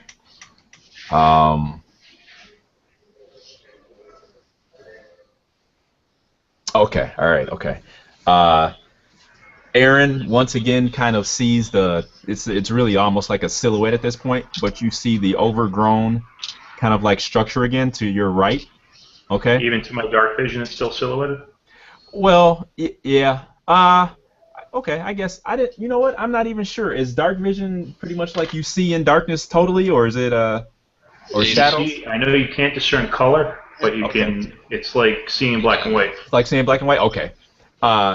As you get a little bit closer, you can actually see that it appears to be some type of a shrine of some sort, you know, that has been kind of retaken by the woods of the forest, you know. Okay. Okay. Well, I don't know anything about it, except it's a shrine. Yeah. Anybody know religion to know what this? I know not what pagan god resides here, but I will do my best to discover it. Okay. So I'm gonna go up and try to brush off some of the overgrowth and see if I can recognize a symbol with my knowledge of religion. Okay. I'm gonna keep my eye out for dangerous plants. Ah, okay. All right. Okay. I think they're 10 left. I'm gonna watch the forest line. Okay. While they're doing that. That's gonna be an 11 on religion. Okay. Thalador does not know off the top of his head what type of or who this shrine belongs to, you know. But I would say that you definitely know that it is not of the pantheon that you worship, and more than likely, it is exactly as you surmise, which is a old pagan god, basically. You know. So. Did we figure out where the death smell was coming from? We're getting to that. I'm moving you guys towards that. Yep. Okay. Yep. I'm gonna move to the back at this point and let somebody else more physically fit Okay. take the lead. Okay. Yeah, pleased that this so-called god has fallen into obscurity and nobody even knows him anymore. I take great pleasure in knowing that Cord has bested him, and I turn to rejoin the group. Okay. As you guys move further up the path, like I was telling you before, you know, there's that familiar kind of like earthy scent of the forest around you, but you guys do detect a stronger and stronger odor or scent of decay. As you guys kind of round the slight bend of the path, you see that in the middle of the road, more or less, pretty much scattered along the road, I guess I should say, you see that there are a bunch of bodies lying there. Ew. Yeah, not good.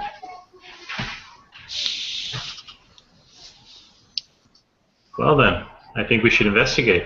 Yes. I'm gonna head over there quickly. Okay. All right. As you guys. Oh, go ahead. I'm sorry. I have a quick question. I keep meaning to ask this. You're using the Palladium world, right? Yeah, more or less. Yeah. More or less. Is there a Wolfen Empire? Yes. Okay. Sorry, that's just important for me to know. Okay, I thought there was a little more than that. Yeah. Yep, there is. Yeah. Okay. And you guys are, just so you know, well, without you know adding too much, because this is a one shot, but it will be quite surprising for you to run into any Wolfen in this far east. This far southeast. Yeah. Yeah. You know, it could happen, but you know, and just so in case nobody else knows, Wolfen are pretty much just like giant 8 foot tall, bipedal anthropomorphic wolves. Yeah. With a Roman-like empire in the northern hinterlands. Yeah. So they're pretty tough customers. So. Yeah, they're awesome. As you guys get closer, you see that most of the bodies appear to be human, and they appear to be in what you would know as being kind of like rivermen's garb, you know, But upon closer inspection, you see that there appear to be dwarvish forms amongst them. I would be pretty familiar with like wounds from animals from my days fighting them in the arena. Can I see any marks on them that look like animal bites or animal scratches? Okay, so Thalador kind of kneels down and starts examining one of the bodies for wounds and everything. What's everybody else doing, if anything? Have we noticed any examining other the- dwarves in the town? No, you have not. Seems like it's I'm been examining mainly the human. body. Oh, sorry. I'm Go ahead. examining the bodies for anything valuable. Okay, all right, okay. Anything else?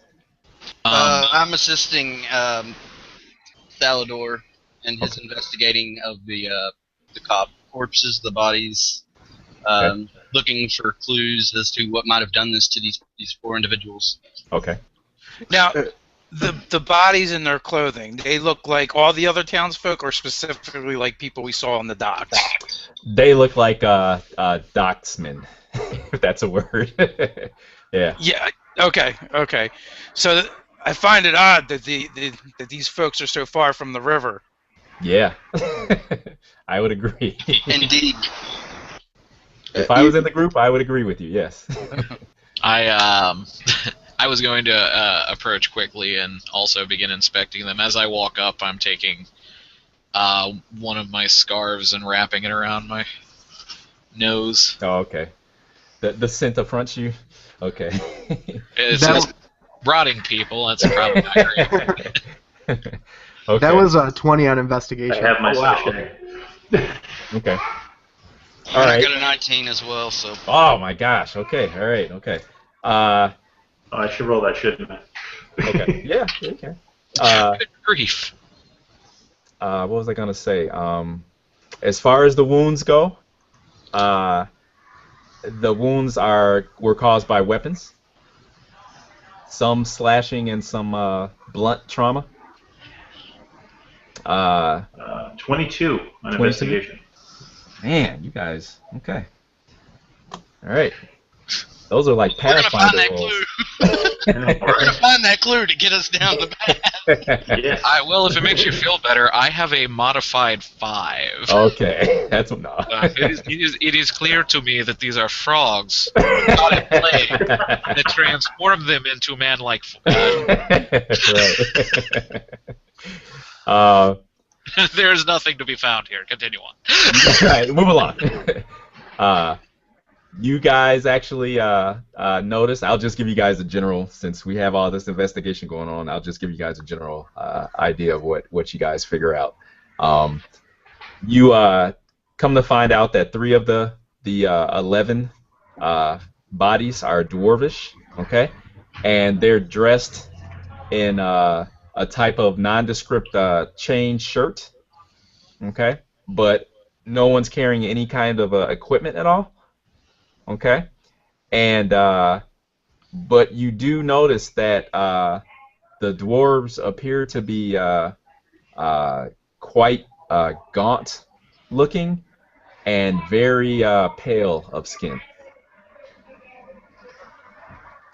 Are we familiar with dwarves? Would any of us be familiar with dwarves?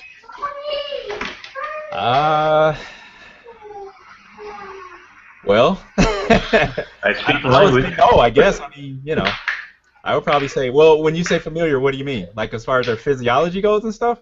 Well, as far as encountering dwarves in civilization, other towns having interacted with them, or are they more rare? I mean, I would say you have as much of a chance as encountering a dwarf as anything else, pretty much in general, for the purposes of what we're doing.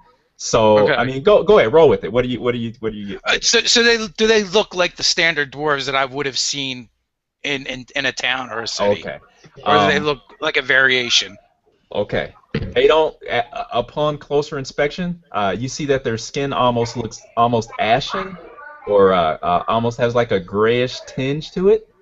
So they do look unusual compared to the typical dwarves that you've encountered in the past. Oh, good. Thankfully, I don't know enough about them to be terrified as I probably should be. No. So clearly, to me, it looks like the dwarves are killing the rivermen. One other thing, there is also one orc amongst them.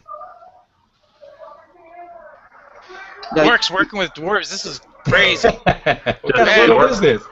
have that same kind of power that the dwarves do? Huh? Does the orc have the same kind of like gray power that the dwarves do? Nope. No. All right. You Is said this So the dwarves are the only ones. I didn't catch. I'm sorry. I said so. The dwarves are the only ones that have that weird coloring. Yeah, other than just the regular, loss of life that, everyone else has, yes. Yep. Dwarves Actually- live in the ground.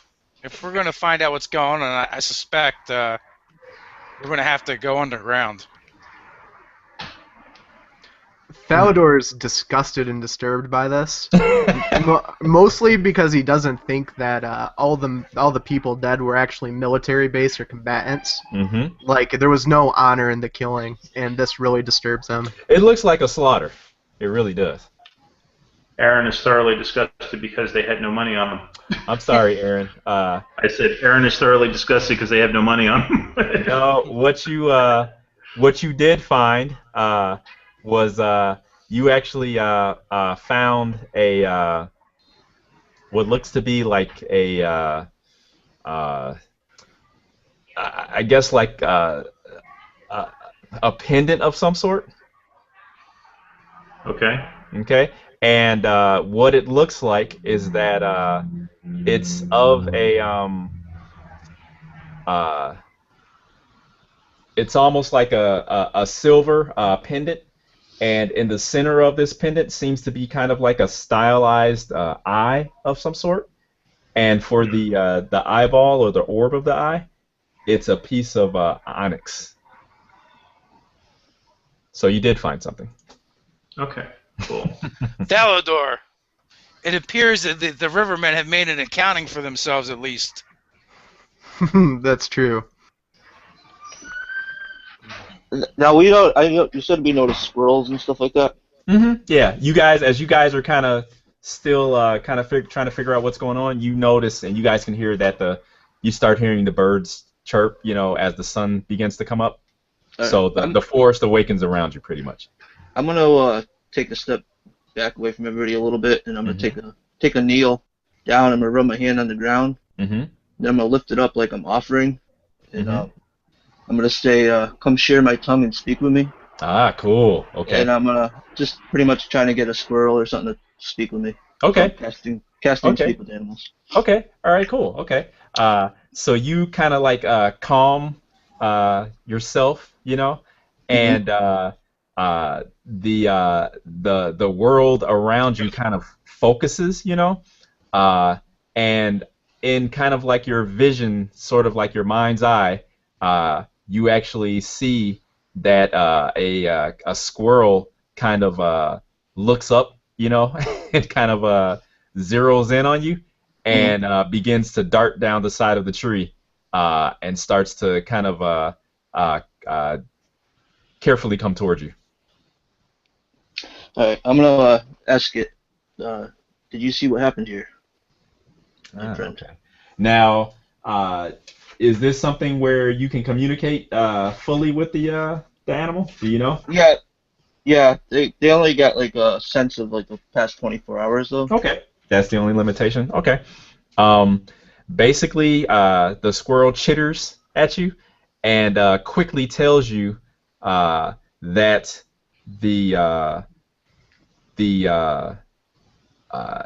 he calls them the takers, have been seen throughout the forest and have been attacking the humans that live here. Okay, and then I just want to ask, what do the takers look like? It throws a nut at the dwarf. Okay, and then I'll say, do you know which direction they went off in? Okay, its ears kind of shiver, and it looks towards the mountains. Okay. I'll say, that is all, my friend. Carry on with your business. Okay. Okay. All right, and it skitters off. I'm gonna look to the group and pretty much just let them know that. But the squirrel pretty much told me that the takers are dwarves. Okay. And Wait, they headed off to the mountains. Wait, Phalos. I have was been watching looking- all of this.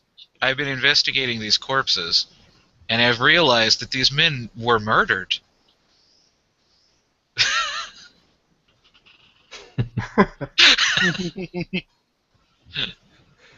Genius. I'm catching up. Right. I'm sorry. Go on. I'm going to go about giving the deceased, except the dwarves, their last rites according to Cord. What? Okay. Okay. All right. You proceed to do that. Even the orc. Even the orc. Okay. All right. Okay. All right. And at your final litany, the sun rises above the forest and envelops you guys in the warmth. And now what? We should likely Let's head back continue to on. the barge. Oh yeah, we probably do need to go back. Okay. All right. Sadly. We should abandon our initial course since we have a lead here. Mm-hmm. We do have a lead, or we could go down the other way.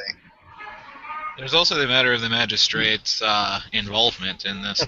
Is there any among us who could, would have the skills to break in and perhaps see if there are documents proving his involvement? I'm Any not sort. such a person, and I wouldn't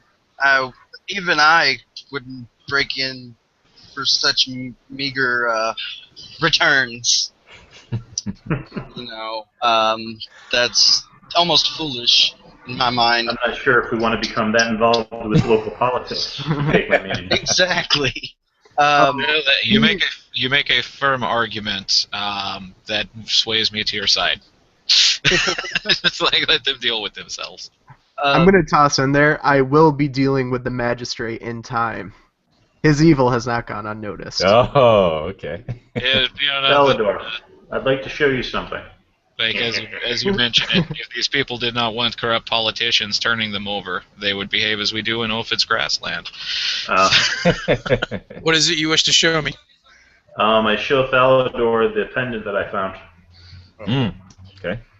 Does this look familiar to you? No, I've never seen it. It's very interesting. Make a. Well, actually, you don't need to do that. We're gonna push the plot forward here a little bit.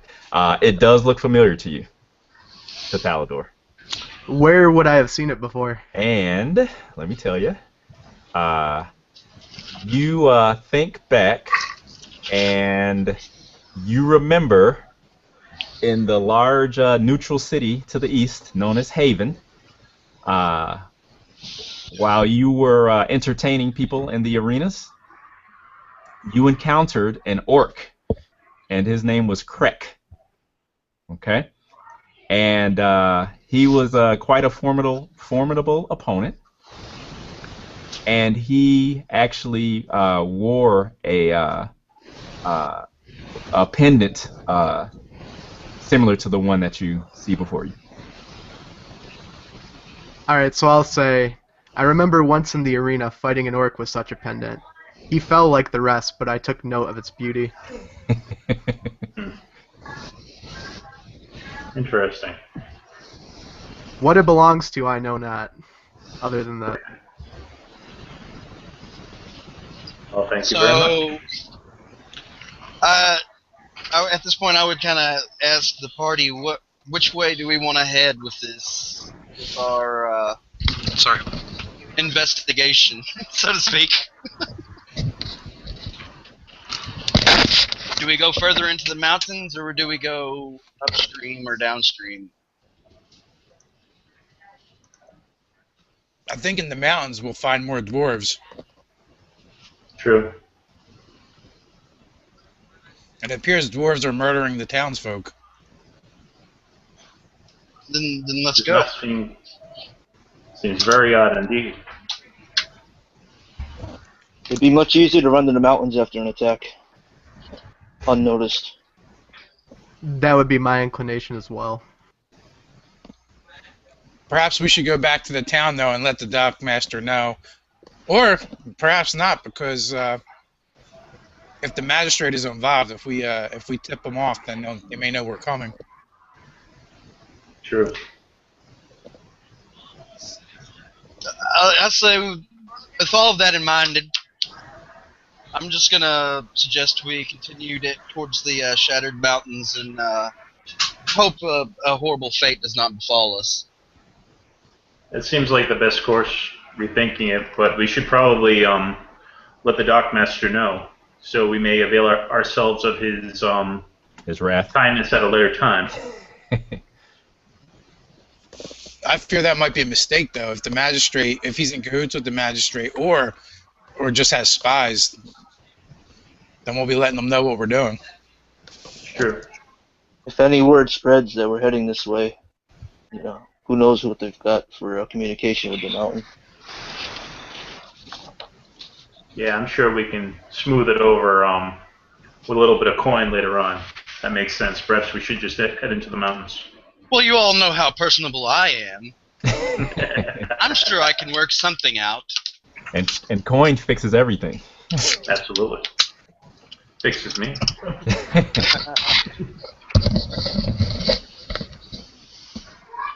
Okay, so you guys want to just continue on this trail towards the Shattered Mountains? Sure. Yep. Yeah. Yep. Okay. Does everyone have I all want their to be in the gear? middle of the party. I don't want to be in the back. I do not want to be in the front. I want to be surrounded by people. Preferably allies.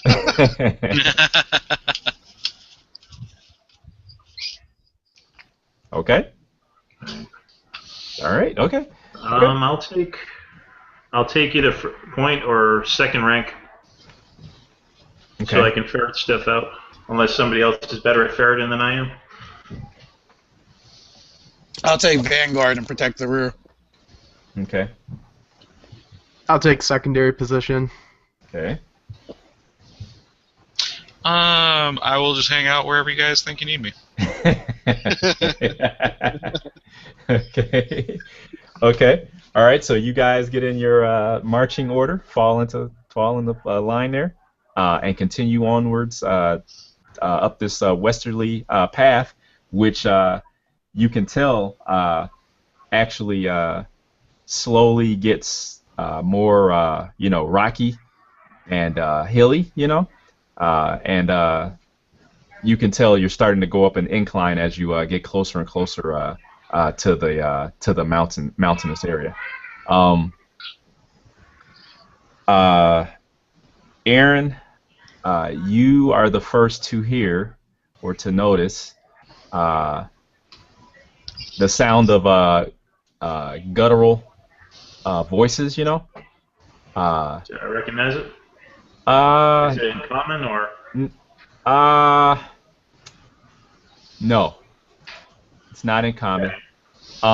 But it sounds like there's kind of like singing going on, and you catch the smell of roasting meat. All right. I knock an arrow. Okay. And I whisper back that I'm going to take a look and see where the smell's coming from. Mm-hmm. Basically, tell them what you just told me. Okay. And I will stealthily sneak my way up to investigate. Okay. Do your sneak. You want me to roll stealth? Yeah.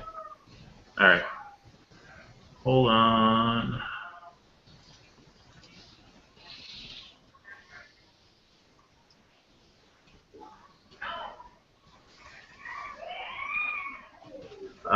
That will be an 18. Okay. All right. So 18. Okay. All right. You creep closer through the underbrush, and you see that there appears to be a campsite up ahead, and kind of dancing and cavorting and jumping around, kind of slapping each other on the backs, and you see that there are like casks of some type of wine of some sort that's being passed around. You see there's a group of orcs that seem to be celebrating something. All right. Can I understand what they're saying? I do speak Orc. Okay. All right. Yes, you do. There appears to be one orc that they're kind of all gathered around, more or less. He's kind of sitting on some of the like a couple of other barrels, you know, kind of like on a makeshift throne of sorts, you know. Yep. And he's basically congratulating his comrades for another job well done. All right. I again stealthily back my way out and return to the group. Okay. And say, we got some orcs in these parts. And they're drunk. Yeah, right. Is that good or bad, though? How many did you spot? How many did I spot? I saw... There are 5 of them. 5.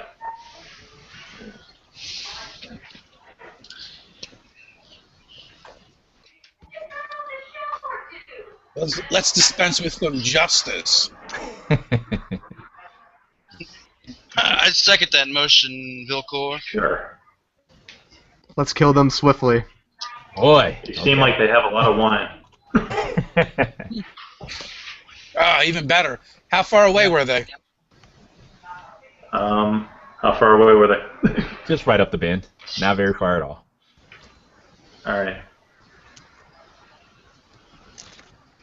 Take you 2 minutes to get there. All right. I'm going to go ahead again through the underbrush. And I'm going to go for a sneak attack on the leader with my bow. Okay. All right. So, do I make no stealth or? Yes, you do. As Aaron moves up, what are you rest of you guys? Are you guys just rushing in, or what are you guys doing then? I'm going to also follow stealthily at a 10. Okay, yeah, that's what I'm saying. 21 for stealth. Oh, okay, all right, okay. I'm going to go right up until I'm outside of their vision and prepare to charge in once the first shot's fired. Okay, and who are you charging? The closest one to me. Okay, all right, okay. How many of them are there again? 5. I'm staying at max range for my handy cantrip of Firebolt. Okay. And I'm gonna. Oh, sorry. Go ahead. Oh, good. I was just going to say I'm going to try to kind of slip around the perimeter to kind of see if I can come in from a slightly different angle, like closer to the other side from where everybody else is coming in. And do what?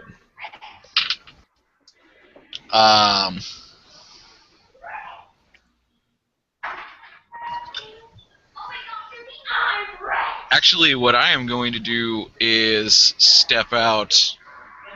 I know that everybody's going to attack, right? You're all moving into attack position. Well, then what I'll do is step out and be like, hey, I'm going to attack you all now, and take the dodge action.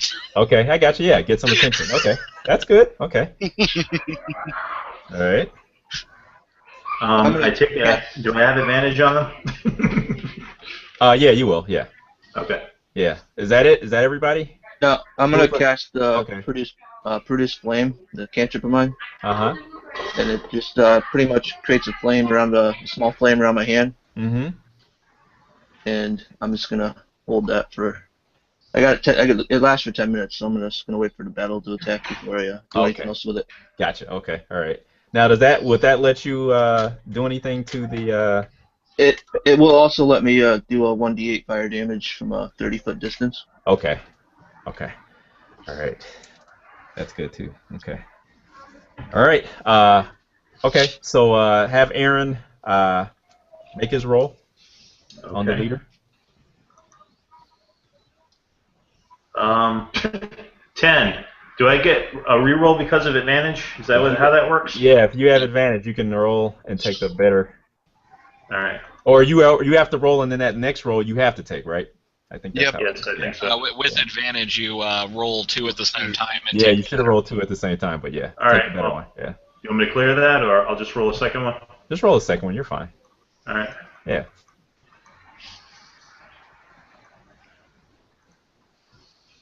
Um, 15. Okay, that hits. All right, so the 2d6 because of the sneak attack, correct? Yep. All right. For 6 points of damage plus 4 would be 10. Wow. Okay, good hit. Okay. All right. Okay, so an arrow. You got a what do you have? A short bow? Yes. Okay. An arrow almost magically appears in the orc leader's chest, and his legs go up in the air as he kind of rolls off the barrels he was sitting on, spilling wine and kind of sputtering what was in his mouth in an uproar. Okay. So you guys can roll for initiative now. that's a little more like it. Niwi's got a 14. What was that? Didn't hear it. Niwi? 14. Okay. Got a 4. 8. Okay. Hang on. 15. Okay. Vilcor got a 4. Who got an 8? I got an 8. Okay. What? I know, right? Okay. All right. Who's next? I got a 7. Okay. Then we got the Dalador roll. Yeah, he got a 15. You got 15. Okay. And who are we missing? Rick? Aaron, Rick. No, I thought Rick got a 14. Okay. You got it. Yeah. So Grassus, Mine was a 7. 7. Okay. So I think that's everybody. There should be 6 numbers. Now, see, if I was smart, I would have pointed my finger at him and went bang right before the arrow hit. Yeah, right. No, I don't have what did our monk get? Who's the monk? Fox? 17. Yeah, 17. Fox. 17. Yeah, I didn't have that one. Okay, all right. I knew I was missing somebody. Okay. I'm up there nestled between David and Andrew. Okay. All right. Well, Mr. Nestled. Okay. And I guess I need to roll for my. Oh, look at that. What do you know? Okay. There are a lot of beards over here in my initiative. Wow, that's interesting. Okay. So 16. Okay. Okay. All right. So who's up first then? I think that's me, unless the 17. Yep, 17. unless the orcs rolled higher. No, they missed 17. So. I'll go ahead and move over and attack the one who looks the most surprised about their leader getting smacked. Ah, okay. Okay. So we'll just say we'll call that orc number 1. Okay. Okay. My first unarmed shot has an 18. Oh wow. Okay. That's a hit for sure. That's just on the die. Okay. So that's 8 damage. Wow. Okay. And the second one is a grand total of 14. Wow. Okay. All right, and that's all on the same orc, correct? Yep. Okay. All right. So. That one is 5 damage. Okay. So you take him out in grandiose fashion, and you can you want to describe how you do it, or because he goes down. Since I'm moving over to him, I will leap in the air, kick him across the face, spin around, and heel kick him with the other foot. Okay. And then turn land facing the others. Nice. Okay. Okay. All right. Okay. So he's down. Okay. I got a 16, so I think I'm next. The leader, he uses his action climbing out of the mess of wine barrels and stuff that he found himself in, kind of sputtering, and he snatches the arrow that was embedded in his chest. He snatches it out, and with a bellow, he grasps his maul and brings it to bear. Okay, so that's the leader. Orc number 2, we'll call him. He will actually go after. Look at that. That's nice. 2, 3, 4, 5. Okay, Neri. Okay. Yeah, I know. Sorry. I'm a class 14. Okay. All right. Okay. So the orc, he brandishes a. He's got a hand axe. Okay. And he swings at you with it, and he actually misses you. Okay. You seem to dodge pretty easily to the side, and he gets all air. Nice. Okay. Then Vilcor. Okay. Another orc with a short sword comes towards you, and he takes you in, and he doesn't like your red beard, and he takes a swing at you and misses. Okay. Yay me. Yay. And lastly, oh wow, look at this. Okay, Aaron, you're in the back, right? Because you were shooting from the shadows almost, correct? Yeah, I thought I was shooting from cover, no? From cover, yeah. Okay. You see that there is another orc who was sitting closer to the leader. You see that he looks towards where the arrow came from, and he looks your way, and then you see him dive into the shrubbery. Okay. Okay. All right. Okay, so who goes next after 16? Thalador, you got a 15, right? Yup. Okay, your move, man. All right. Seeing what transpired, I'm going to go directly for the leader, the chief, with my lance basic melee attack. Okay. And I'm going to yell at him, "Your head belongs to Cord." Okay. That's going to be a 24 versus AC. Oh my gosh, man, you guys are brutal. Okay, yeah, that's a hit. And it's going to be 12 damage. Oh wow. Okay. All right. So even before he rears his maul up to prepare to knock your head off your shoulders, and his mouth kind of like opens in an it gives you his O face as he looks down and sees the lance piercing his side or his front, I guess, and he crumples. All right, I'll say that I plant it right on his neck. Okay. Up through his neck, so when he goes limp on it, I flick it up and take his head off. Oh my God. Towards the heavens. As the orc's head flips over into the bushes, you recognize that it was Krek. Okay. All right. Okay, so Neri, you're next. All right, I'm gonna kind of draw my hand back, and the flame is gonna start getting a little bit larger in size. Mm-hmm. There's 2 other orcs nearby, fairly nearby. All right, that's my spell attack. So 15. Okay. Is that hit or? Yeah. Oh yeah, it's a hit. Yep. All right, so I draw my my fist back, and you see a large flame coming, and I just lunge it forward. And I is it like a gout goes towards him, or is it like a dart? It's pretty much like a dart. Okay. All right. Okay. All right. So how much damage? 5 points of damage. Oh wow. Okay. All right. So you definitely singe him. Okay. All right. And I cannot use that again. I'd have to recast my. Okay. Aaron's up. All right.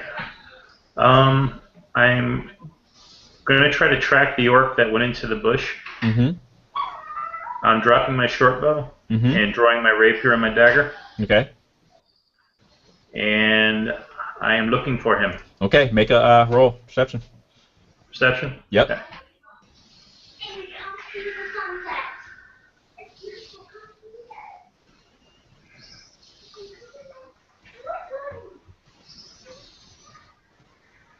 $18. Wow. Okay. You hear a slight rustling over towards your left, or actually towards your right. Okay. And as you kind of look up, you see that the orc is perched atop a tree branch, preparing to pounce down on you. All right. I throw my dagger at it. Okay. Okay. All right. So that will be... Can't believe you guys took out Crick already. Now the orc bards will have to sing about him. 25. Oh wow. Okay. Okay. All right. His limp figure falls from the tree, landing into the foliage below with a thump. You want to roll damage? Nah. You don't. Yeah. Go ahead. Actually, go ahead. Yep. Go ahead. All right. I know you're gonna. Oh, hold on. That was wrong. Somebody's having fun. 6. Yeah. Okay. All right. You see, he tumbles over. Like I said, falls from the tree branch with a yelp. Okay. Okay.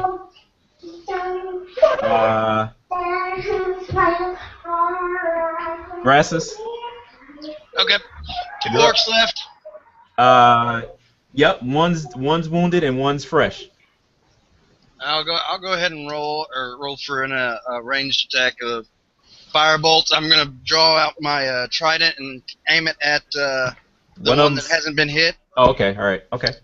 And fire a firebolt from it. Okay. Go for it. Does he get to dodge that, or you just gotta hit it? You gotta hit his armor class, right? Yep. Okay. All right. 13 to hit. Yes, that is a hit. And it's a D10 of damage. Wow. Okay. Guys are glass cannons, man. 3 damage. Okay. All right. Okay. So it kind of whiffs him, you know, and kind of puts a black scorch mark on his leather armor, you know, across his chest. And he kind of looks at you and kind of bares his teeth, you know, and he's got the look in his eye for you now. Let's see. Vilcor. He has to pass Vilcor to get to me. I will interpose myself between him and Vilcor and go give him a Viking greeting with my axe. Okay, go for it, man. 19 on the die. So that's 19? God. Jeez. Yeah, 24. Guys are brutal, man. Okay. Yeah. Give him an axe to the face. We are a group of warriors that can investigate. Right. For 12 points of damage. Oh my gosh, he goes down. You can describe it if you want, but he definitely, that's it. He's done for. Was it give him an axe to the face lesson in comparative? Yeah, there you go. Yeah. Yeah, I just separate his head from his shoulder. Oh, okay. All right. You guys are doing Good job, Vilcor.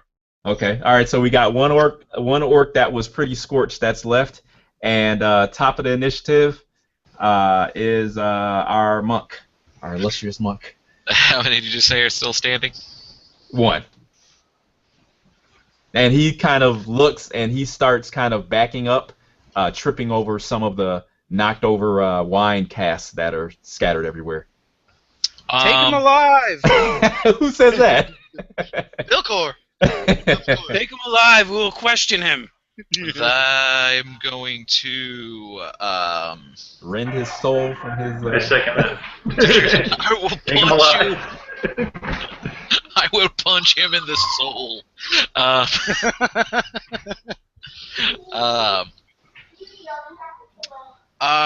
With your pinky. Going to run over there and jack him across the jaw. Okay. going for knockout rather than a kill. Okay. 16. That's a hit.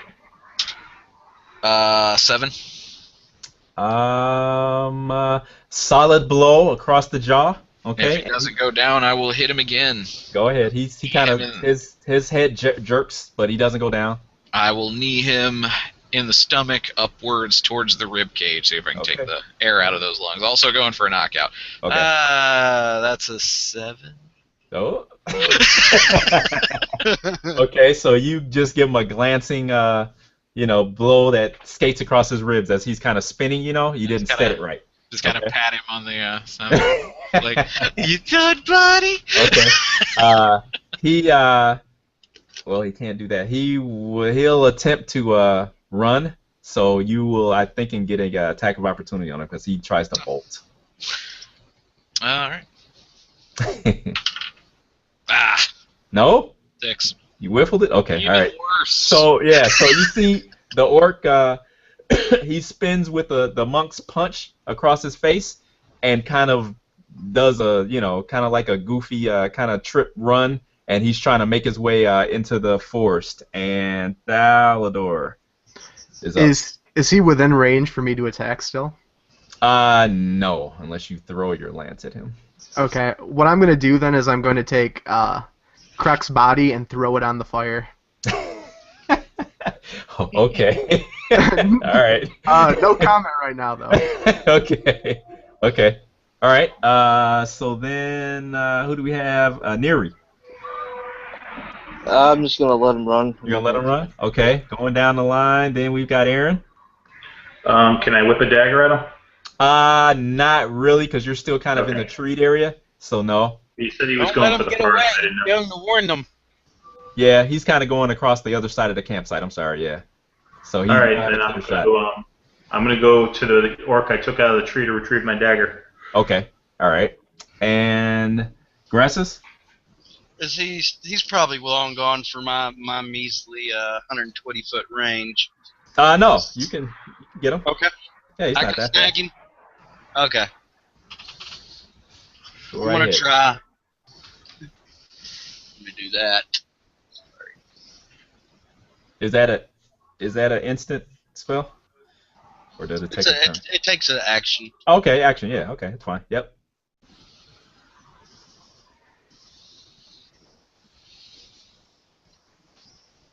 What the hell? As you hear the crackle and pop of 24 to hit. orc meat, you hit.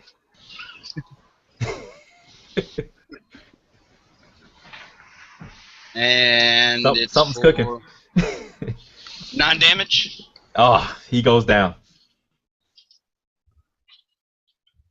Yeah, Awesome. he yells out and catches fire, and you see he falls to the ground. I'm gonna cackle evilly. I am partial demon. Yeah, it's natural for you. Okay. All right. So combat's over with. You guys pretty much kind of take a deep breath and kind of take in the situation around you, and you see the Thalador has put the orc leader's body into the roaring campfire, and it's starting to burn nicely now. Aaron, you retrieve your dagger from the fallen orc. Okay. And roll the body while I'm I'll over begin there. checking them all, make sure they're all dead. If any of them are unconscious but not dead, Mhm. I will try and stabilize them, treat their wounds. No, unfortunately, it seems like you guys know how to end a party. So they are everyone is pretty much deceased. They're done for. I will say, Vilcor, I'm sorry I didn't have a way to knock out the orc that was running, but I figured it would be better that he die rather than going. Where's to the necromancer when you need one? Yeah, right.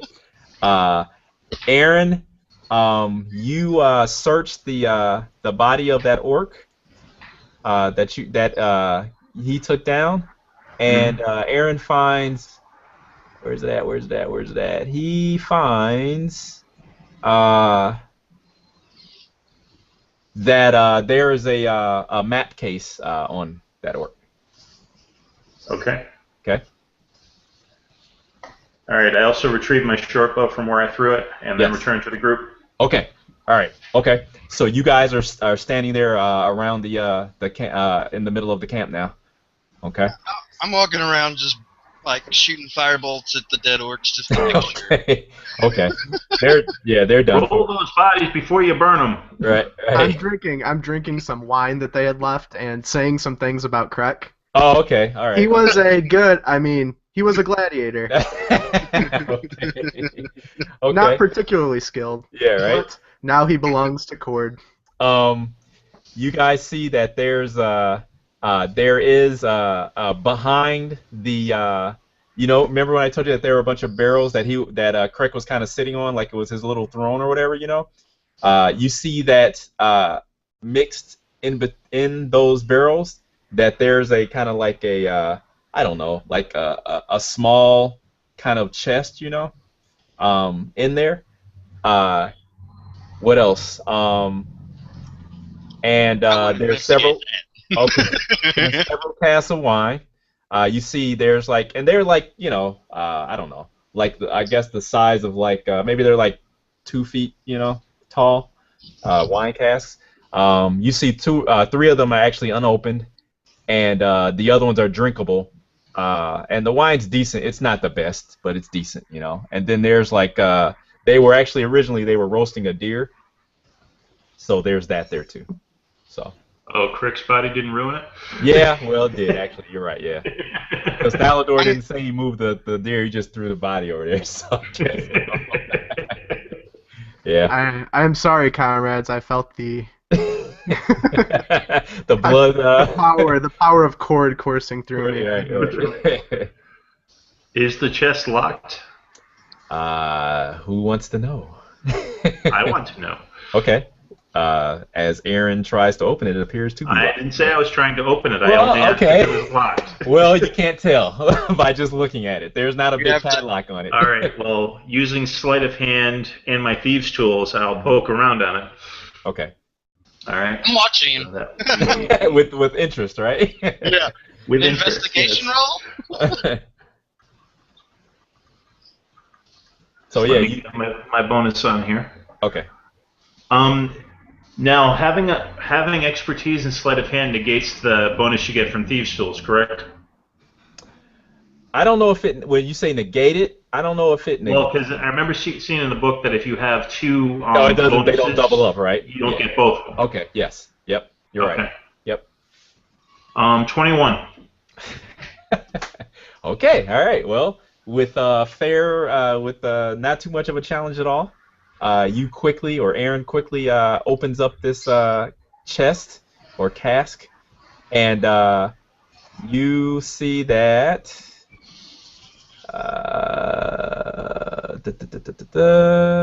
Oh, okay. It's full of it's pretty full of silver, is what it is. Okay. Okay. You see that as you're kind of looking through there, you see that many of the coins appear to be blood-stained and appear to be of the Eastern Territory currency, But you also notice that there's some other type of coinage mixed in there as well that you aren't familiar with. Okay. I want to go look at it. Okay. Okay. And you guys also find yet another silver brooch. Does it look like the same that Yes. we found previously? Yes. I'm going to say, hey, secret organization maybe? Decoder rings. Yeah. Or someone was running a sale on them. Yeah. that too. Can I make a history roll to discover anything more about that symbol? Yes, you can. It'll just be tough. Okay. Yeah. Okay. Let me see.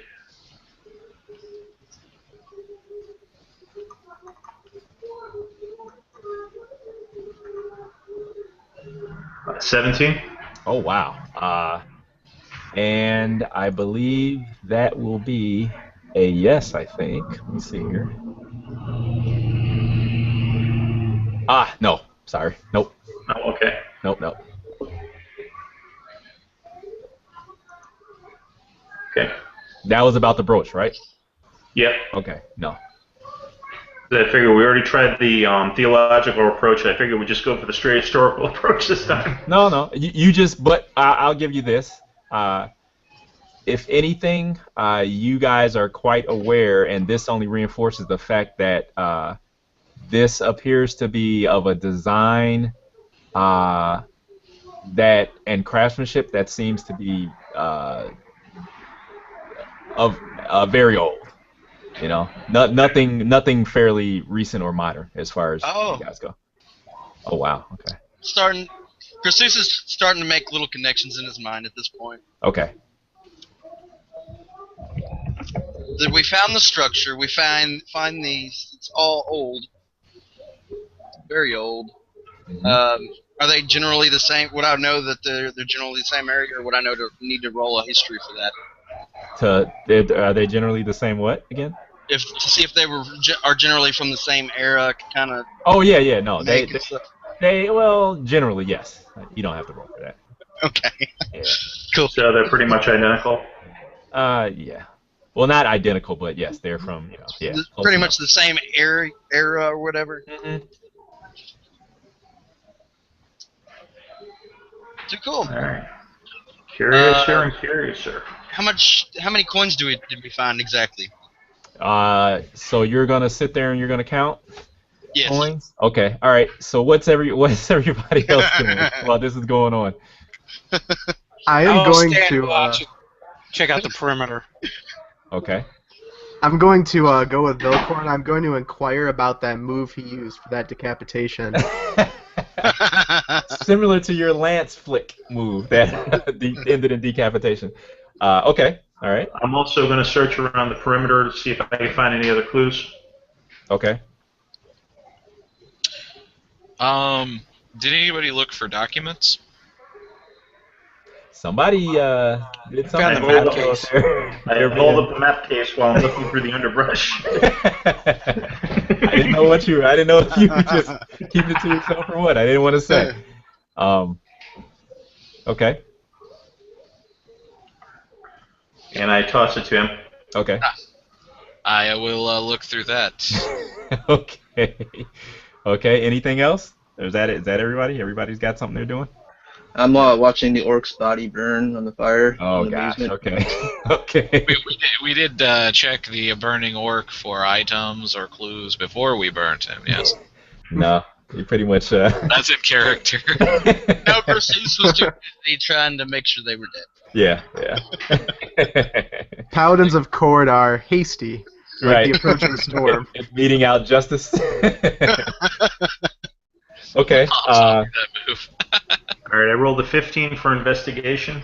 Okay. Looking for clues around the perimeter. Okay. I will say that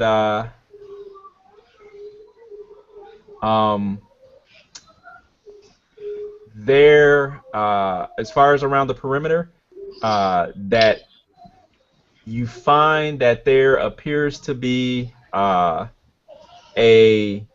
signs of a decent amount of looks like foot traffic and possibly some type of vehicle, like maybe a wagon or something like that was here fairly recently.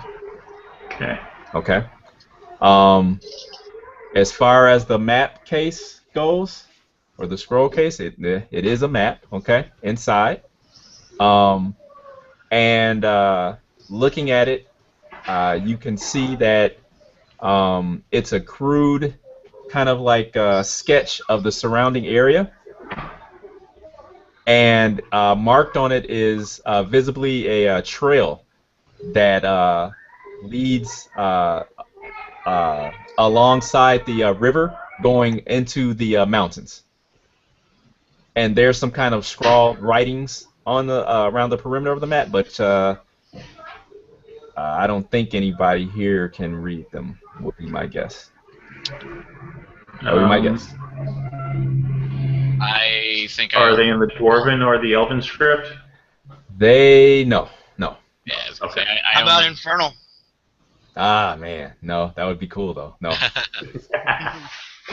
Well, let me Do double we have, check. do we have Okay. one for Draconic? Yeah, no. Yeah. If I had been thinking, I would have made him in Draconic. But actually, you know what? Sure. You know what? Yeah, we can see that it can be some I type don't of, read Draconic, so I was just saying that to throw it out there. Oh, okay. I thought maybe our tiefling could read Draconic. Okay. No, it's common in Infernal. That's it. Infernal. I'm sorry. Okay.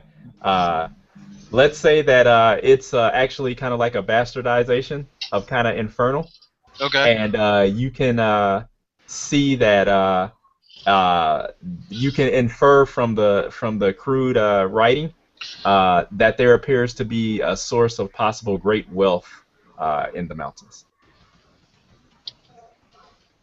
Cool. At a cost. At a cost. Yeah. I'm sure. Most wealth is at a cost. Usually. I'm going to relay this to the rest of the group. Okay. And kind of look around and see where exactly this map would lead, other than just into the mountains. See if I can decipher it with my my knowledge of navigators tools and all that. Okay. I'm going to break those out as well and kind of look at it in more detail. All right. And then who was counting coins? That was me, but I guess Okay. I'm being pulled away by the Oh, party. okay. Okay. All right. Okay. Before you got pulled away, you did notice that remember I was telling you guys how there was another type of currency that was mixed in with the bloodstained silver? Yep. These are more of like a rectangular shaped coin, and you see that there is a hammer motif on one side. Those are dwarf coins, aren't they? I don't know. I want one. That's all I ask for. Okay. So it's around 300 silver to get that out of the way. Okay. So. Okay. All right. 100 silver? I think we, Yeah. I think we might have an issue here. Do we want to try to split this up between all of us, carry it, or do we want to bury this and come back for it later? Aren't we supposed to be returning their stolen things to... Well, do we know that it's technically theirs? We don't know that at all. For all I know, these are orc coins. True. Although those square coins were kind of odd. Mm-hmm. Or payment to the orcs for services rendered. That's true too. Yeah. Yes, perhaps we can use this to entrap the magistrate. True. So, do you think we should probably bury this? Come back for it? I'll say we take the Nice. silver and leave the rest. As long as we don't hastily throw it into the fire. Right. After cutting it up.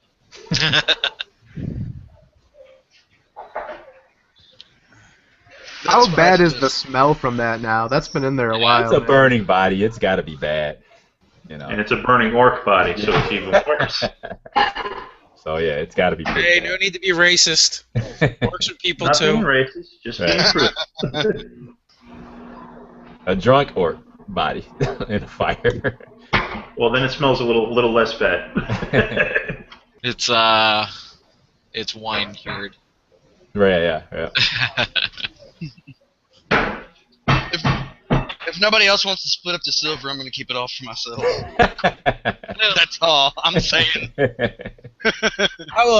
will dip my hand in for my kind of weighty there, buddy.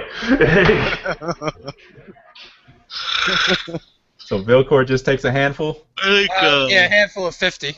That's it's a big handful. In Viking school, that's the first thing they teach you is how to divide up the loot. And I'm thinking we wait till we see how much we turn up all together before. Did you like put pitch on your hands first and then like stick it in?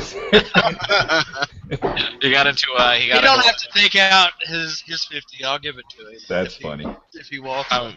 I'm imagining him getting into one of those booths where the money like goes flying around, except Yeah. they're all coins, so he's just getting pelted. Like, no, no, this isn't how I imagined this at all.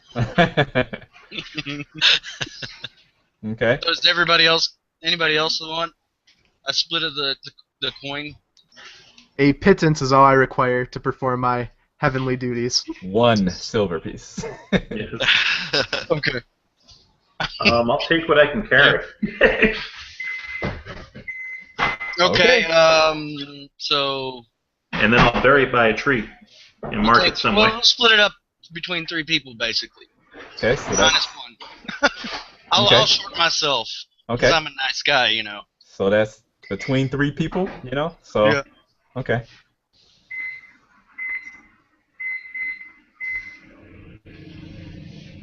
So I got 99. Everybody else has a Yeah. silver. Except for Everybody's got a little over 80. Just say 80 silver. Yeah. So give me at least a few. I may need to throw them at children. Right. Okay. So you guys, once you're done, your money pouches are pretty bulging there. Pretty fat. all right. All right. Yeah, I'm going to put it, actually, instead of burying it, I'm going to put it in my backpack so Okay, it doesn't there you go. jiggle around. Okay. The orcs All right. aren't going to use it. We might as well. All right. So what's the next move here? By the way, I'm taking the head of Kruk with me. Okay. Oh Make my sure you line goodness. that first, buddy. All right. Okay. Please put that down. Okay. That's vile. This will serve as a great tool for intimidation when the time comes. Yeah. This will Okay. serve as a excuse for people to stay very far away from us. Right. Put it on Okay. the end of your lance. Yeah. Yeah. All right. Our Shakespearean paladin. Be right there. Mhm. Okay. All right. So I would probably say that it's not quite high noon yet, you know, but getting close. So what do you guys want to do now? Was that map of this area particularly? Mm-hmm. Yep. So maybe we should follow the map, see where it leads. I think I that's agree. best. Sound reasoning. I'm not railroading you guys too much, am I? For this one shot. I'm all right. Okay. I feel like breadcrumbs. Breadcrumbs. There you go. Yeah. That sounds better. Okay. All right. Okay. One shot express. So yeah, one shot express. Okay, so you guys can actually continue to you end up almost following the path that's leading up through the mountains where you guys saw the clues of all of the foot traffic, and the wagon,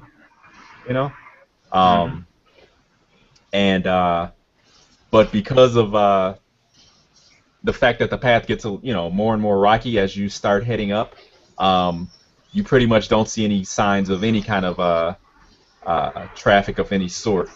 And I'd say after about another rough hour's walk, you guys find yourself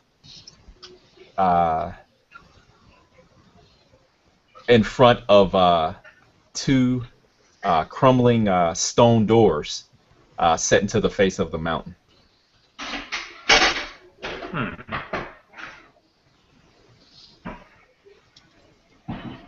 Well, I don't suppose we knock. What time is it? How many hours have we been adventuring? You guys have been walking and fighting and moving all morning, so it's got to be about almost it's early afternoon. Okay. I don't want to say. You look at your watch and you see it's 2 o'clock. It's early afternoon. Yeah. Do the doors look like they would push in or open out? Push in, actually. Put a shoulder to a door and see if it gives. Okay. I heard Dave. Was somebody else saying something else too? Yeah, I asked if the tracks led through the doors. Well, remember I was telling you didn't really see any more signs of tracks. Oh, that's right. All right, got you. But even with the crudeness of the map, it does appear as though this will more than likely be your destination. If with a sufficient survival check, Yeah. would it be possible to turn up any signs of passage this way through? Using survival, Yes. I'd probably say no. Oh, okay. What about investigation? What are you trying to find out with investigation? You trying to basically track still, or what? What are you?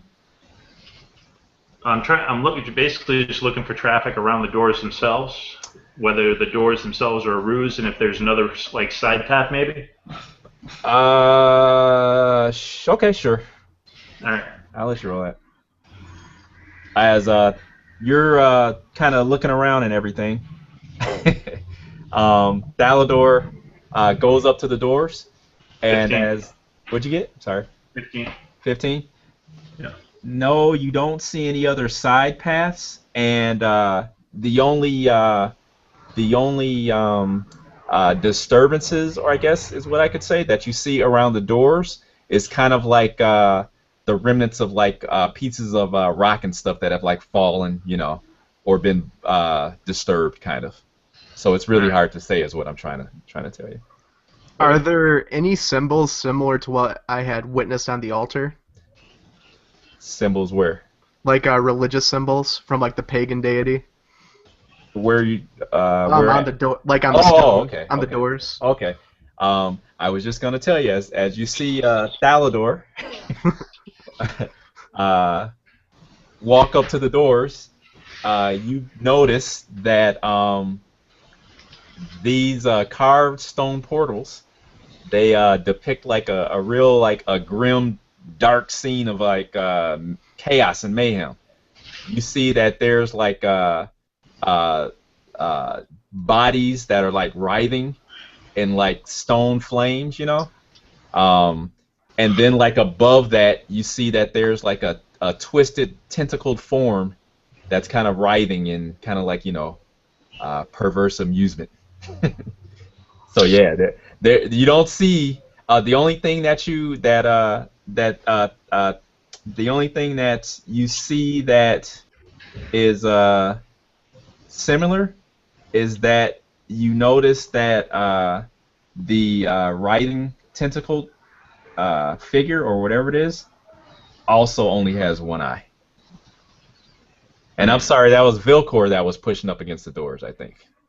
Yes. That was Damn it, I knew Cthulhu was behind us all along. It always goes back to Cthulhu. Zeus is kind of interested seeing all the people burning in flames, and just kind of smirks to himself. Yeah, and with a grunt, the doors fly open under Vilcor's brawny strength. Good job again. What do I see inside? You guys. Viking lockpick. Yeah, exactly. Yeah. Vilcor, do you need some light? Yes, light would probably be useful in a cave. Okay. I'm gonna cast light on his weapon. Okay, cool. Okay. All right. And Let as him lead on. yeah. Right. I'm gonna get ahead of him so I don't go blind. Okay. As And knock an arrow on my short bow.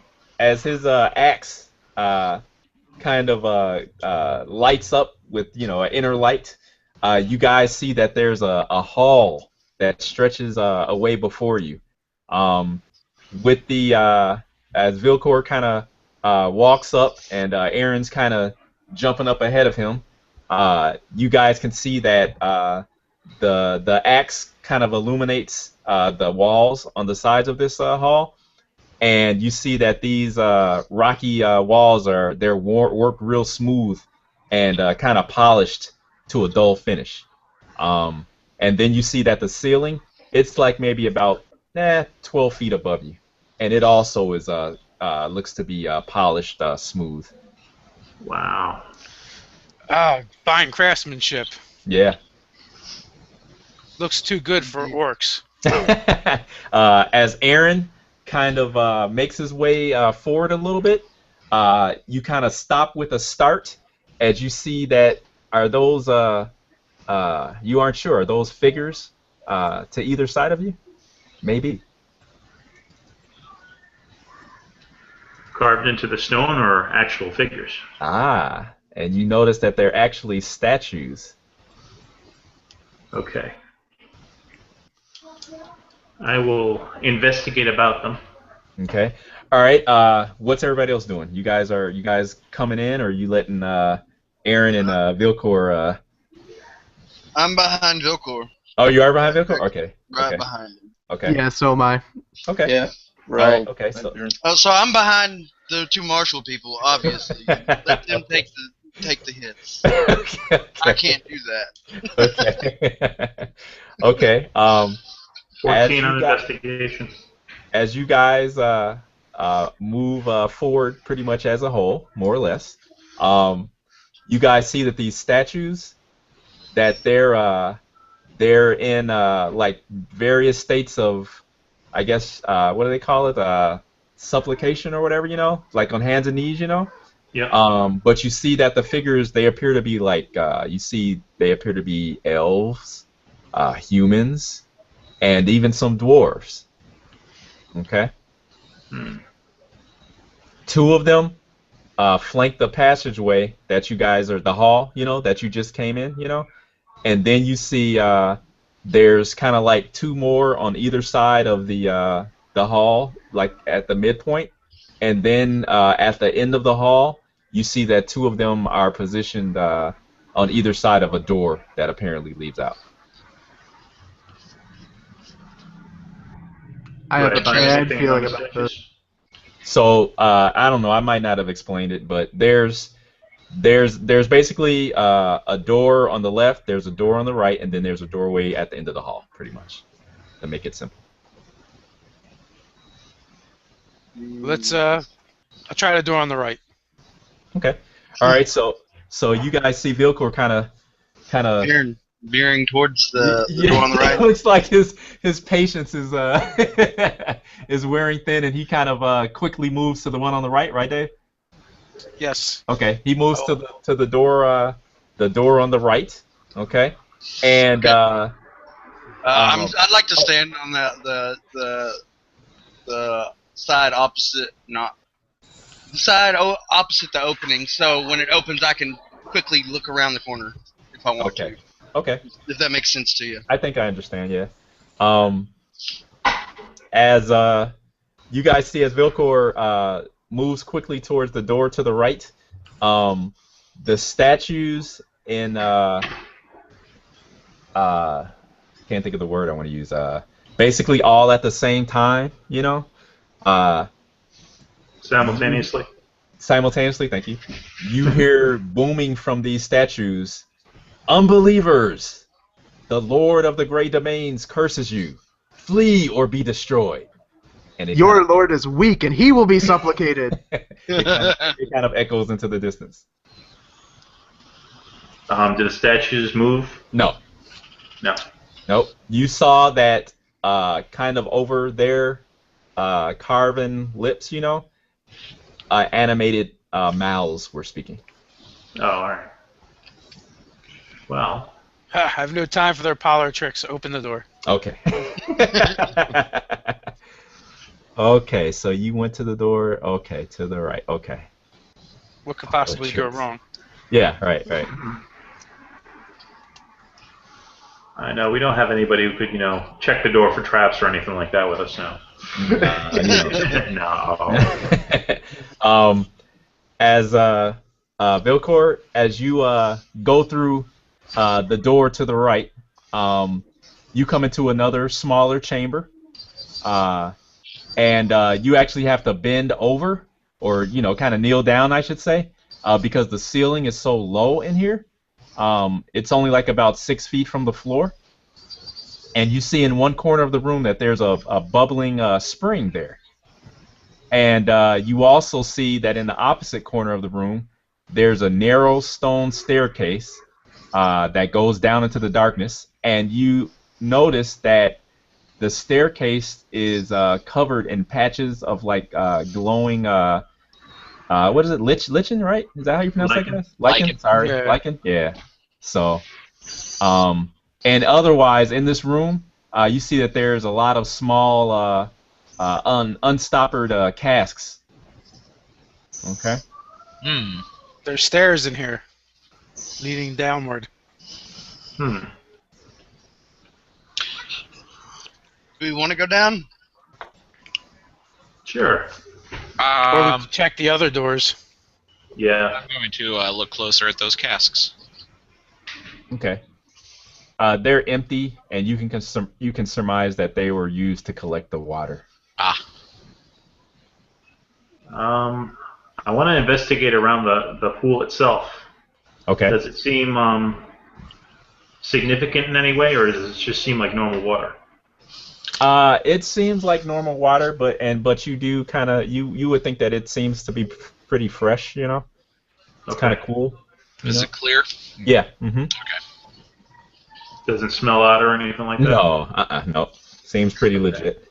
Being able to see under the water is super important. Yeah. Right. Yeah.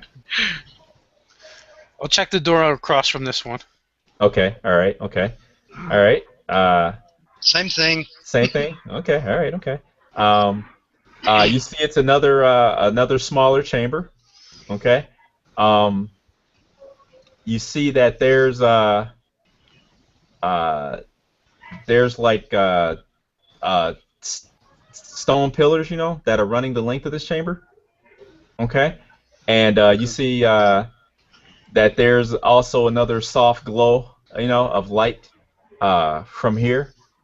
And the next thing that Vilcor kind of notices is that there's a kind of like a crazy complex, like a mosaic pattern that's on the floor that kind of draws and kind of tries to, you know, it's almost like it holds your attention. And then you see that there's a large bowl-shaped depression on the floor, and you see that there's something sitting in that depression. I'll go investigate. I'm Okay. curious. Okay. Okay. You see that as you get closer, you see that there's some type of a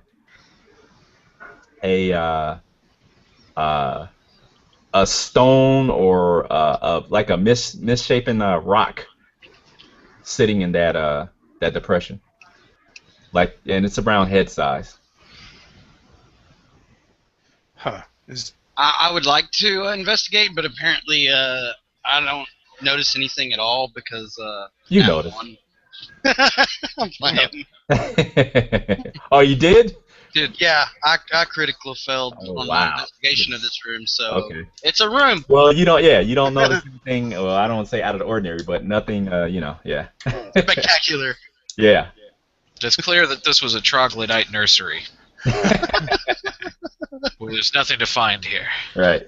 I will go pick up the stone. Huh? I'll go pick up the stone. Oh, okay. All Take right. a look at it. Okay. I'll mill over there after surveying the left room. Okay. I'm watching just to make sure nothing bad goes down. Just to see what happens. I'm hanging in the halls, like watching those statues. Okay. Okay. You No, as I'm Vilcor goes and closer and reaches out to grasp the stone, you notice that you feel a kind of like a tug at your whole body, you know, and your it's almost as if your axe is snatched out of your grasp. So make a strength roll or check. A 19. Okay. All right. All of the metal that's on your body is seemingly being pulled towards this stone, and you kind of stand your ground. And, witchery! And I start trying to backpedal. Okay, so with a decent amount of effort, I mean, you're able to kind of move back until you don't feel the tug anymore.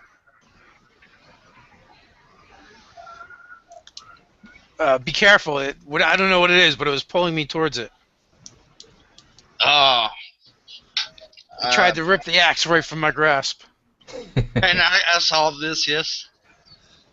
Did he kind of lunge or anything when he got closer towards it? Yeah, it looked like he was almost ready to go, Go for a dive into the Right, because it caught him off guard, but then he was able to, Well, my axe and my shield, and my weapons, I don't have metal armor, so. Okay, so it's just your axe and your coins. Yeah.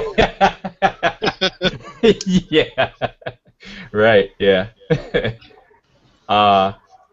Well, it's good you did not get dragged into the center of the room, then. I say we come back to this when we have less gear. Or we can send the monkey in.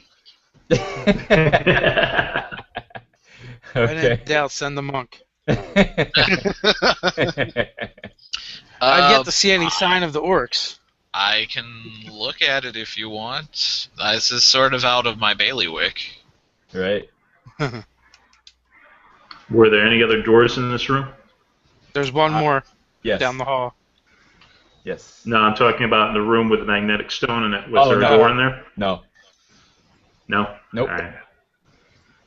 Then I will go and check the final door at the end of the hall. Okay. All right. So, Thalador, you turn to see Aaron making his way, coming out of the doorway towards you, and you actually hear the obvious and noticeable sound of armor clinking, and at the end of the hall that you're in, you see two dwarves press forth from the doorway. I think they know we're here. I'm going to ready myself for combat and tell them to identify themselves, even though we're the interlopers. Right. Are they coming from the door that I'm moving towards? No, you're out in the hall. You're coming into the hallway now from the stone room, the magnet room, Yep. And you're now in the hall that you guys first came into, and Thalador's in there, and at the end of coming from the doorway with you guys, the one that you guys have yet to investigate. That was the one I was heading toward. Okay, yeah. Then that's where they come from. Sorry. Okay. Do they respond to my shout at all? Oh yeah, they are not looking happy, and you can see even with the dim light that they appear to be the ashen, looking very similar to the ashen dwarves that you guys stumbled upon earlier. Vilkor! And we're almost. Please! I beg of you. I'm going to take the that, head of Kruk and throw it down the hall and say, "Your pawns are dead!" Ah, okay, all right, okay. And somebody else was doing something? Well, there goes diplomacy. Oh, yeah. I'm moving up to there goes diplomacy. Okay. Draw my blades. Yeah. Okay. I'm just I'm drawing my scimitar, kind of like roll my neck, like I'm cracking it, getting ready. Okay. I'm getting my my trident ready and aiming it down towards them. Okay. So Krek's head goes skittering down the hall and comes to a bloody stop at the feet of these two dwarves. They kind of look at it for a moment, look at each other, and then they turn around and go back through the door.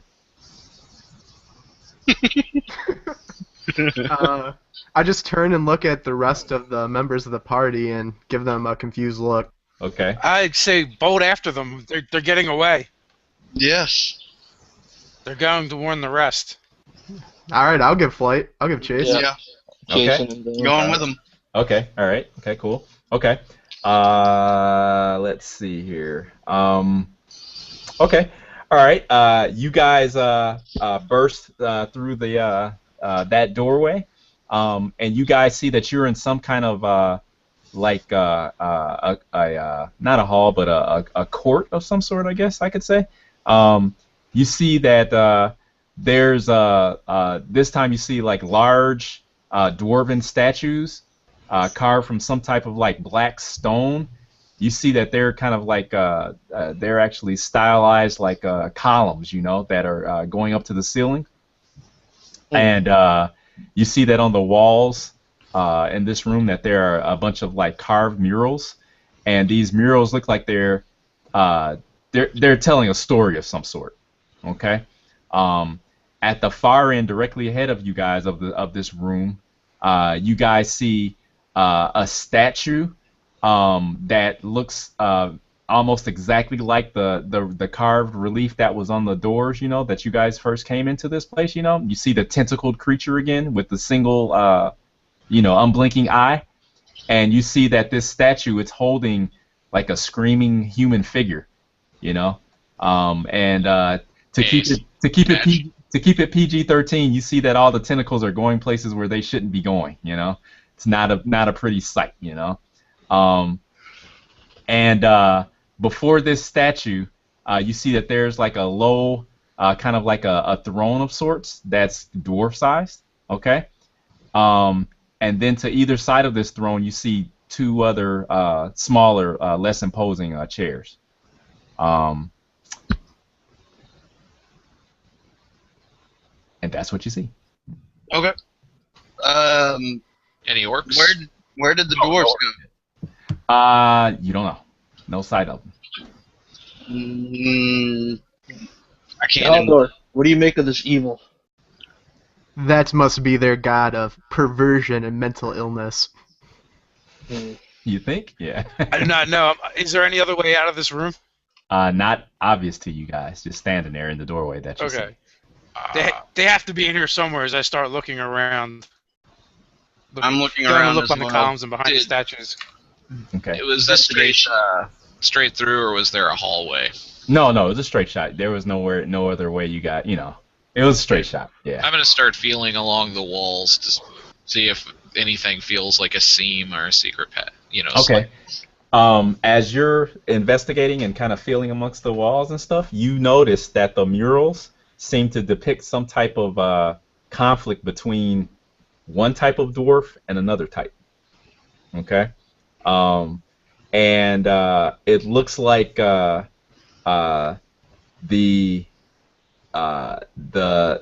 dwarves that have more of the I don't want to say malicious, but you know, the ones that appear to be allied with the eye. The ones that I'm pretty sure are worshiping Yablik. Yeah. That they feel as though they were betrayed, okay, by the upper dwarves. So it's some kind of, you know, historical significance of some sort that you can kind of just, you know, kind of see.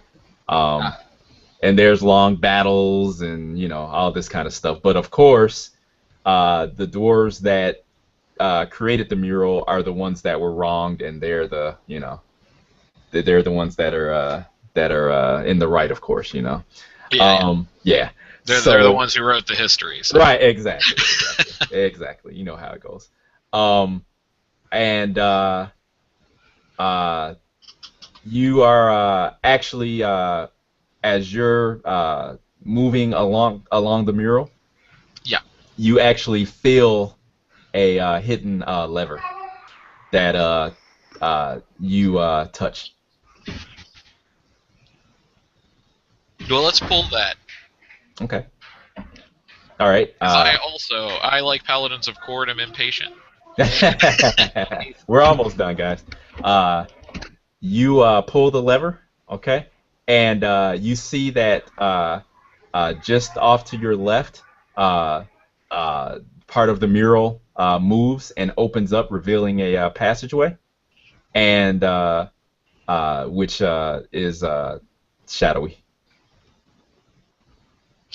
I'll come up to the breach and shine my axe in there so we can see. Okay. All right.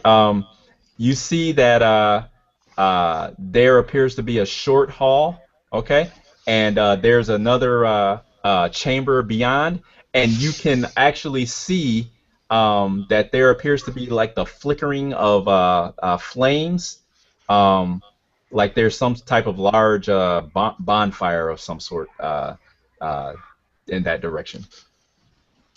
I'll exchange my blades for my bow and start heading down the passage. Okay. All right.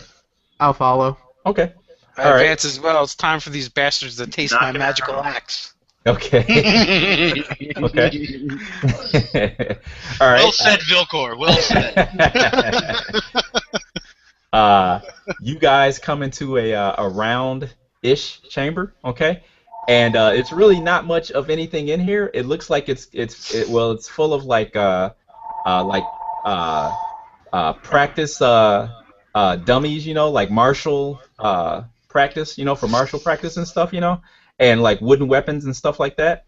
And then you see that against one of the walls, you see that there's a large bedroll that's like just been like discarded, kind of tossed to the side, okay?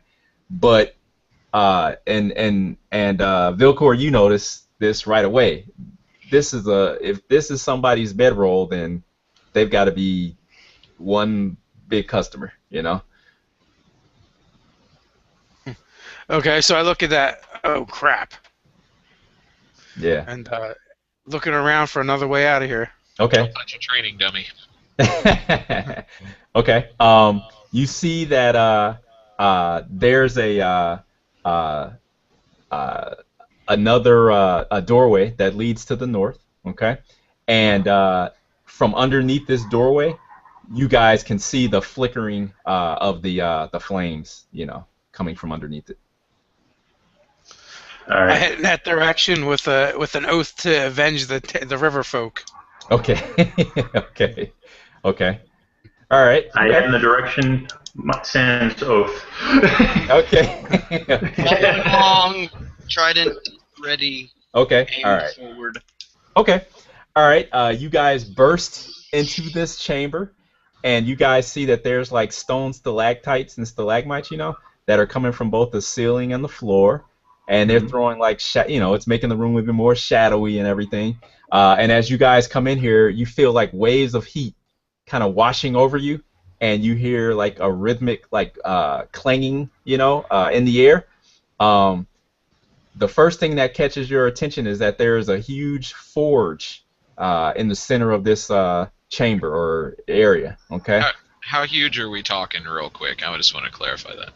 Like the actual size huge? Like a dais, or like, you know, at least like maybe comes up to like just below your chest, you know. Okay. Okay. And you see that there's I'm sorry, that's an anvil that you see. I'm sorry. Okay. The forge has to be like maybe about, I don't know, like about 12 or so feet tall. Okay. And you see that it's made in that same tentacled image, you know, and there's just like waves of heat just shimmering off of it, and you can see flames within that single gaping eye, you know. You see a bunch of wiry looking dwarves sweating. They're working right near the great eye, you know, and you see that they're banging with hammers on this large anvil that's next to the forge. And lying or laying upon that anvil, you see is a blade of epic proportions that they're banging and clanging on. You guys you can tell, obviously, that the blade is well over 5 feet long, and the pommel is pretty much thicker than a man's arm. Near the anvil, you see that there's a cauldron that's set on the stone floor, and you see that within this cauldron, there's a dwarf standing next to it, and he has a big, I guess like I don't know what you would call it, almost like a paddle of sorts, you know, and he's stirring up something in this cauldron and you see that there's a deep red liquid that's kind of swishing and splashing off the sides.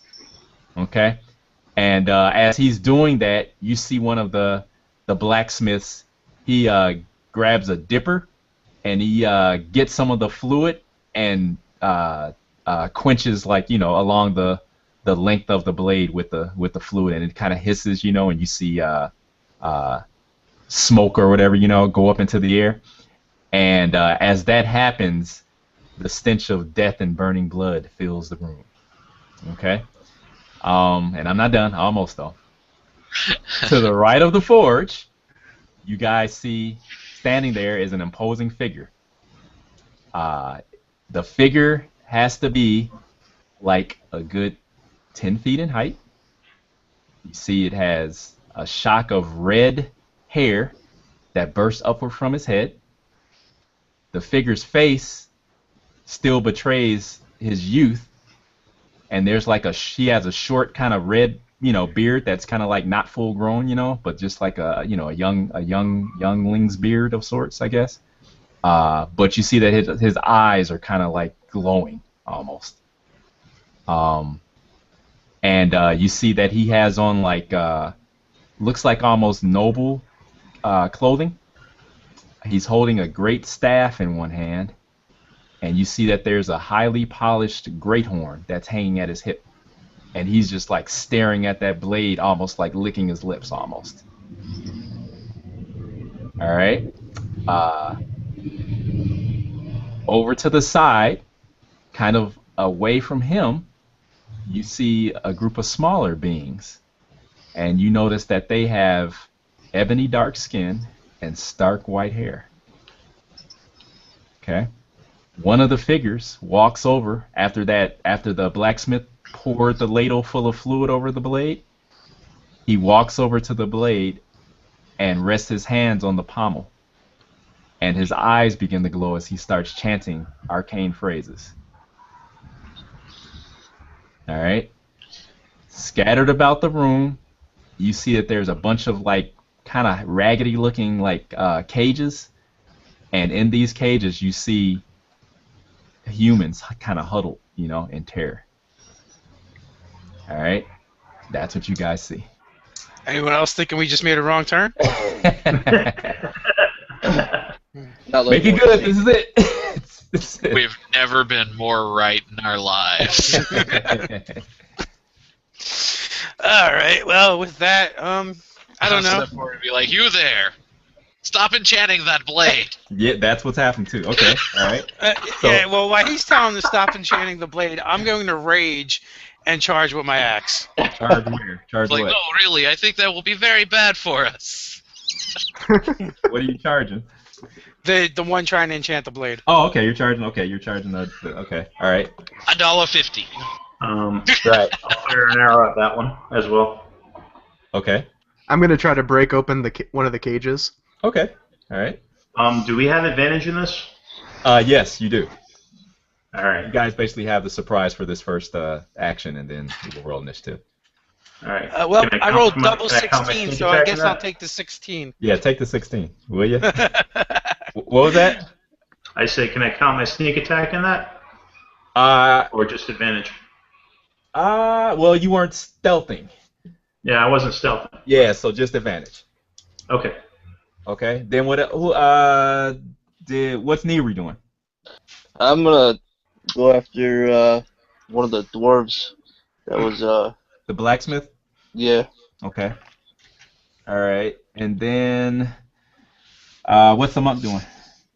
He's going to kick the fire giant in the nuts. There you go. That's what I'm saying. Who said fire giant? I didn't say fire giant. Okay.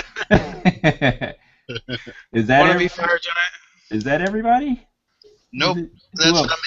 I'm going to take out my diamond worth 50 gold pieces and cast Chromatic Orb. Oh man. Okay. All right. Okay. At the fire 24 giant. to hit. Okay. Go ahead. 23 to hit the fire giant. Sorry. Okay, so that was a 24 to hit the one of the blacksmiths, right? Or no, that was the one elf. enchanting the blade. The elf. The drow. Okay. I didn't say drow. Okay, that was a hit. I know. The black skin with the white hair thing trying to enchant the blade. Yeah, I have no idea what that is. Not hit the ground. Okay. All right. What's the damage for the bow? That would be 10. Wow. Okay. All right. Yes. Is that close enough for me to reach and kind of vault over the anvil and kick that guy in his enchanting arm? Yes, you could do that. Sure. Well, after his is resolved, and that's what I want to try to do. And I'm just Okay. like, let's not do that. I don't like the idea of where this is going. Okay. Drow enchanter. Okay. I'll do the chromatic orb last. Okay. So I didn't forget about you. Okay. Let me get Thalador out of the way real quick. So you rush over to one of the cages, and you see that the haggard humans that are inside, they of course all kind of like bum rush the cage door, all reaching out trying to grab a hold of you, pleading for their release. Alright, what I tell them is, now Cord is your god. Fight for your freedom. I'm going to strike at the mechanism that holds the cage. Boy, nothing is free, boy, I tell you. Everything's got a catch to it. Okay, alright, okay. Well, you'll easily break the cage and free this first group, so that's fine. Okay, so Aaron did that. Then we know the monk's going to vault. Then Neri, what's Neri doing again? I'm sorry. Attacking one of the dwarves that are blacksmiths. Okay, go ahead and resolve that. You can do that. Yeah, I totally failed on that roll. Oh, did you? Okay. Were you hitting with your scythe or whatever, or sickle? Yeah, my scimitar. Scimitar? Okay. Yeah. All right, so you run up and swing. Okay. All right. Okay. Possibly slipping on some of that red fluid that was in. Okay, there you go. On the Okay. ground. Okay. And you're like totally disgusted by it. Yeah. And then Vilcor, you said you're going into rage, right? Yeah, I was raging and going after the one enchanting the blade. Okay, so would your rage pretty much be your action?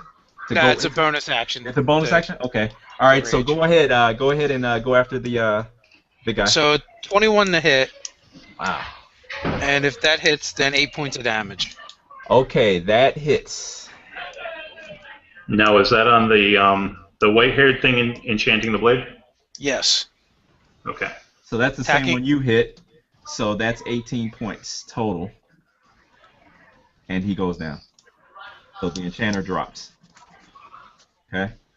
Ha! Taste my magic axe. Okay. How long did your rage last for? A minute. A minute? Okay.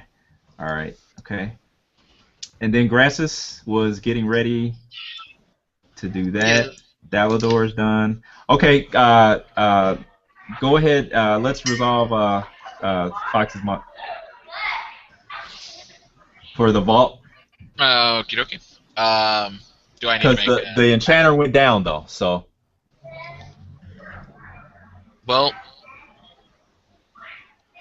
I'll instead hit the guy who was holding the sword. Okay, one of the blacksmiths. Okay. All right.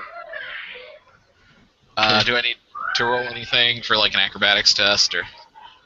No, it's not. No, it's not. Okay, cool. We're just, it's just him vaulting. It's nothing too crazy. Okay, that is a grand total of 20. Okay, you hit. That's 8 damage. Bludgeoning. 8 bludgeoning. He's still up. If I'm not mistaken. Hang on, let me double check. Yes, he's still up. Barely, but yes, he's still up. Then I will go ahead and spin around and pop him in the mouth. Okay. That is 22. Okay. You don't have to roll. You take him down. Yay! He goes spinning back and falls out. I'll grab that sword before it hits the ground. Right. Okay. So Grasses can do his thing. 23 to hit with chromatic orb on the large figure that but closely resembles a fire giant. Might not necessarily be one. That will be a hit. That's a hit. Yeah, sure is. Okay. 11 damage cold. Oh, are you serious? Wow. Okay, good. Nice. Okay, he howls. That definitely wasn't a good thing. Okay. All right. Okay, so you guys need to roll initiative. Yay. I don't know why, I just really like rolling initiative. 18. Okay, Aaron's got 18. 13. Who's got 13? Vilcor? Yeah, I got 13. Okay, all right. Another 7. Gracias? 1. What? God. Salvador? 14. Neri? 17. Nice. And it's not Goliath. What is it? Goliath. Goliath. I actually changed the spelling. Okay, Goliath. Okay. Okay, what'd you get? Because now that you mention it, I totally spelled it Goliath. What'd you get for your initiative? I got a 17. 17. Okay. All right. Okay. So Goliath can go first. I think Ben has an 18, doesn't he? Ben's got 18. Oh, I'm Yeah, sorry. I got the Aaron, 18. I'm sorry. Sorry, Aaron. Go ahead. No problem. Okay. Go ahead. All right. Firing at the already wounded giant guy. Okay. That's all right. You can say it. Oh, he's bigger than me, so. All right. So.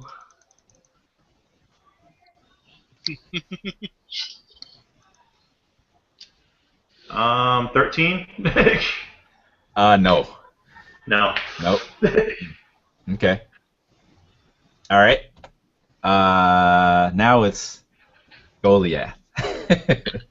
All right. Was there a second blacksmith? Yes. I guess I'll go ahead and hit them. Okay. With the, is this a long sword? Well, it will be a great sword to you. Oh. Because it's Well- giant. It's a giant size. Oh, okay. Well, in that case, we'll just go ahead and leave that where it is. Okay. Okay. Actually, no, I'll just go ahead and leave it where it is.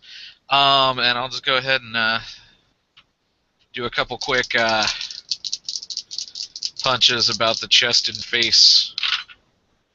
Wow. Okay, so that is an 8 and a 6. No, whiff.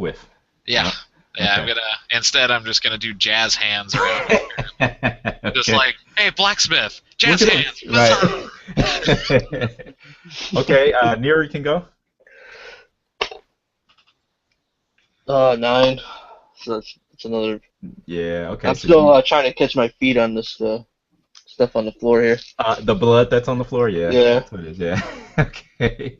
All right. Actually, I can go next. You guys are all over the freaking place. The blacksmith, he raises his hammer, and he takes a swing at the monk. Armor class 17. It won't happen, I'm sure. 18. Ah! And you will take. It's just a light hammer. 1d6 plus 1. So So yeah, he can't drop me. 7 points though. It comes damn close, apparently. Okay, so he rings you in the across the jaw with his crusty bloody hammer. Ugh. Okay, yeah. And the second drow that's there attempts to leap off the area where the anvil is to run towards the east to escape. So I believe Neri is there, Vilcor is there, actually Goliath is there. So you guys can. who wants to take a opportunity attack? I swing for 18. Okay, roll damage. Oh snap!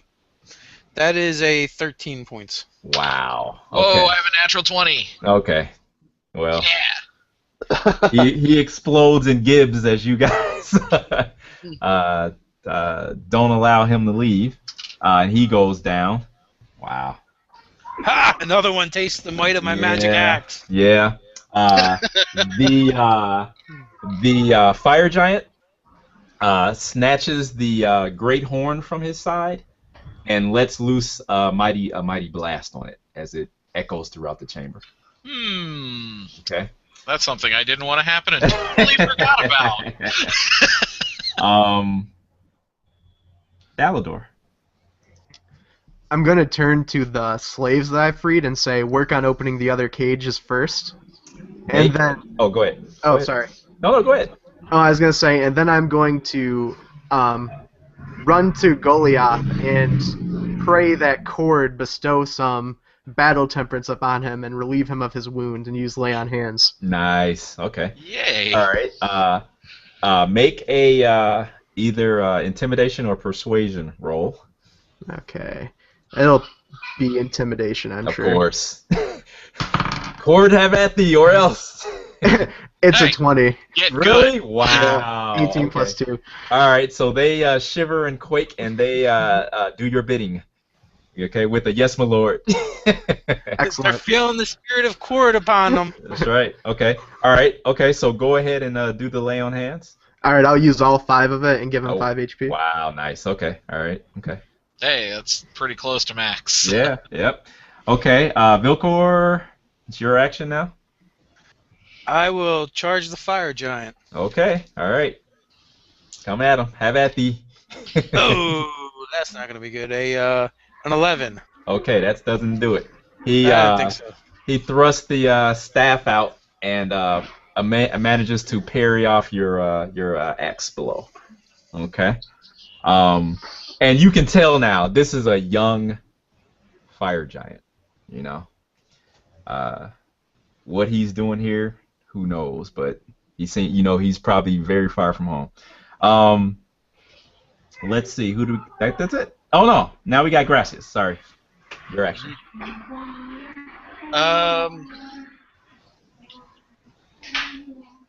I'm gonna do it anyways. Probably not smart, but I'm gonna try. I'm going to shoot him with a firebolt Really? Okay. All right. Okay. Go ahead. from my trident there. Okay.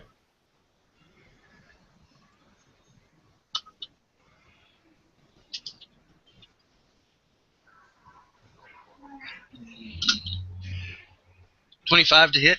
Wow. Okay. That's a hit.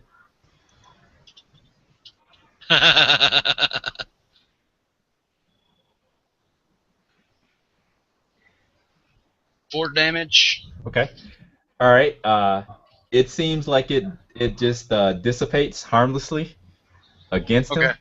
You see that it singes off the frost that was left from your chromatic orb, and he laughs, and kind of flashes a grin at you, All right. That's what I figured would happen. That's all right. Just had to test it, Right. Yeah. you just to never make know. sure. Okay. Learning and all that. I think, and I may be wrong, but I think that you guys may be considered. I don't know if you're considered flat-footed or not. Are you?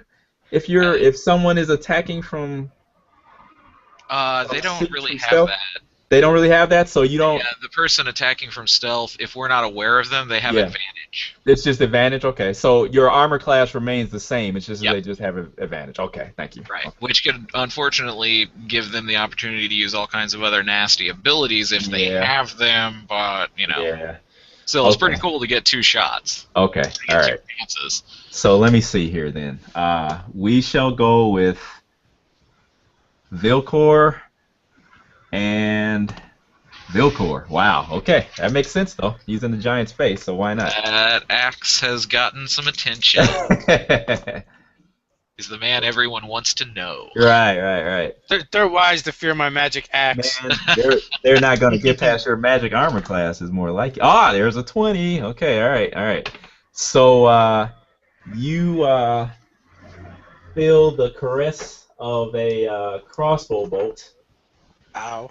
Yeah. And then what is it? You roll damage twice, or is it? I think that's For a critical? crit. Yeah. Yeah, you just roll twice and add Okay. modifier once. Okay. So 8 points of damage. And I'm raging, so I only take half. Wow. Nice. Okay. All right. Yeah, rage So- is pretty sweet. So you guys see that there are two of the dark dwarves, the ones that had fled earlier. They're Basically back. came from the direction that you guys came from, and they unleashed some crossbows at you guys just for good measure. It's like, crossbows, the Right. weapons of cowards, Right. and dwarves. Okay. All right. So Aaron, you're up. All right, I turn to the dwarfs that just fired at Vilgor there, Mm-hmm. and I shoot with my bow Okay. for a 14. I believe that is a hit. No, it is not a hit.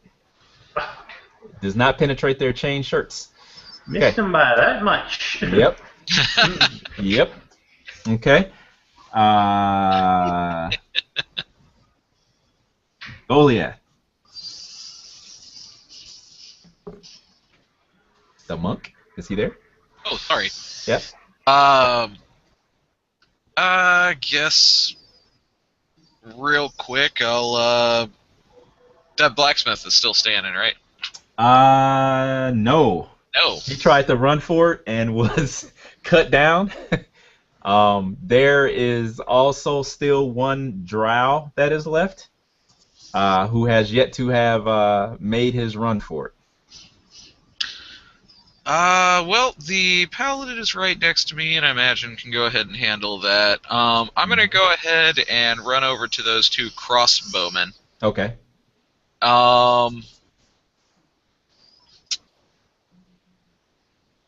And I will, I guess, go ahead and engage one. Okay. I'll go ahead and punch him twice. Probably not. Okay. So that's a 6 and an 8. No, sir. Wow. Okay. Okay. All right. He thrust his crossbow ahead of him, and you kind of get tangled up in it, sort of. Okay. Okay. Dwarves. All right, Neri. Alright, Get that skimitar. Get that scimitar going. is that one I swung at twice and missed? Is he the one that Yeah. he's still there? Or No, he's not. He's gone. There's a drow enchanter that's there. I'm going after that drow. So there's the drow, there's the fire giant, and the two dwarves left. 16? For the drow? Yes. Yes, that is a hit. Alright. So I will do like a upward slash with my scimitar towards his chest for 3 points of damage. Okay, all right. So you get him. All right, and he yells, throwing his hands up, and speaking in some language that you don't understand. Okay. Then it's me. So the dwarves will throw down their crossbows, and they will draw their. One will actually draw or ready his battle axe, and the other one pulls a pouch that was on his belt, pulls it free, and is holding it, preparing to throw it at the monk. Okay. And then the enchanter will attempt to flee. So Neri can get a attack of opportunity on the enchanter if he wants. Or he can do the humane thing and let the enchanter go. Because obviously he's no threat.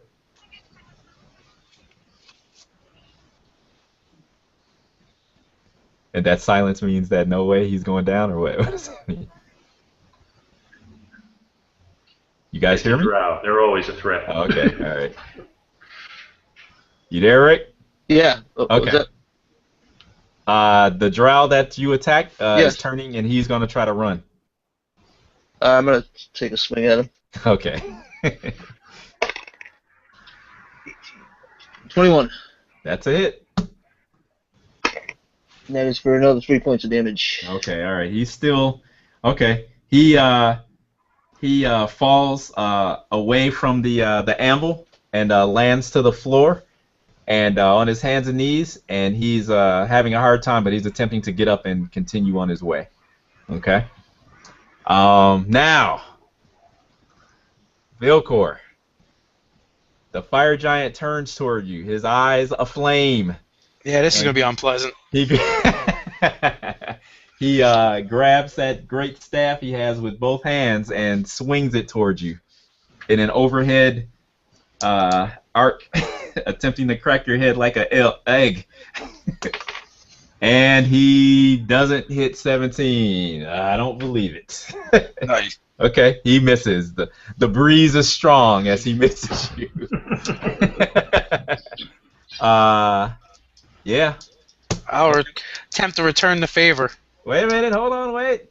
Wait, whose action is it? It's Thalador's next. Hang on, you're almost up, hang on.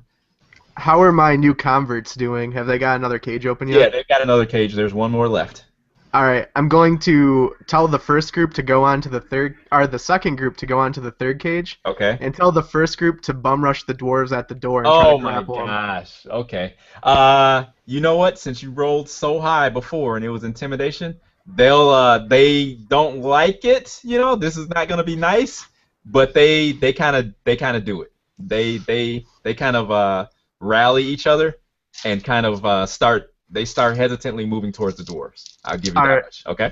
Yep, I follow behind them like. Oh, do you? Okay, all right. So they're going. They kind of turn over and look over their shoulders, and once they see you behind them, they start moving.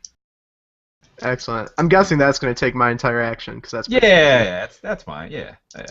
Okay. Vilcor's up. All right. Oh, a 13. No. All right. Okay. He sticks his big foot out and plants it. I don't know. He steps to the side and you miss him. How about that? Fire giant matrixes me. Right. Yeah. Gracias. I'm going to put away the diamond at this point. Yep. And I'm going to make an intimidation check against the dwarves and the giant. Oh, really? Okay. As I'm casting Thermometer, I can't say it right. Thermometer. And making the earth shake beneath us. Ah, okay. So what are you saying to them? Lay down your weapons, or I shall make the earth move beneath you. Okay. All right. I will fart. So go ahead and cast the spell successfully. Okay. It's just DC 14 Wisdom. Okay. It's a cantrip that I know. Oh, okay. Let's see. So that happens. Okay, so we've got a save versus that DC of 14. Yeah. In order to not. Okay, I gotcha. Okay. All right. So it's nothing harmful. It's just a save. Yeah. Wisdom. Okay, so kind of like dismiss it. Okay, so dwarves. There's the drow, and then there's the fire giant. Okay, so I've got 3 20s, and you said it's a 14, right? Yep. Okay. All right. So the cavern actually does begin to shake, and remember I was telling you guys that there were like stalactites and stalagmites and stuff. Well, you see that bits of stone start to crack and flake off and fall to the floor all around you guys. Okay. And you guys are actually finding it. You kind of have to actually make effort to keep your footing a little bit. Okay. Oh my gosh. Okay. Well, the the drow that was trying to still escape, he pretty much sprawls to the ground and lays there unmoving. The two dwarves, they lower their weapons, and the other one lowers the pouch of whatever he had in it, and they pretty much surrender. And the fire giant, upon seeing this, he holds his great staff out towards Grasses and places it down on the ground. Wise decision. How do you like that? That works. I will take his weapon from him. And, Okay.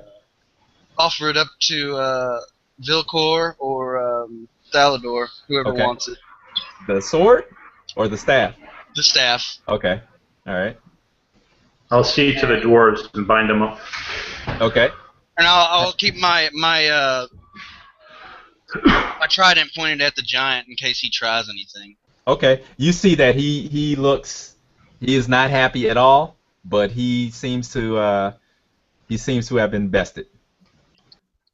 I order my converts to take the weapons of the fallen smiths. Okay. Why? What did you do when you blew that horn? Did you signal others to come? Okay, he kind of smiles, and he looks at you, and with a deep, rumbling voice, he says, "There are others of my kind that are on their way here now. It will be best if you left here alive."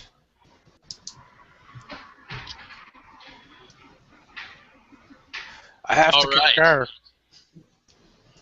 Yeah, I'll agree with that. Let us withdraw with the prisoners and regroup. Okay. Yep.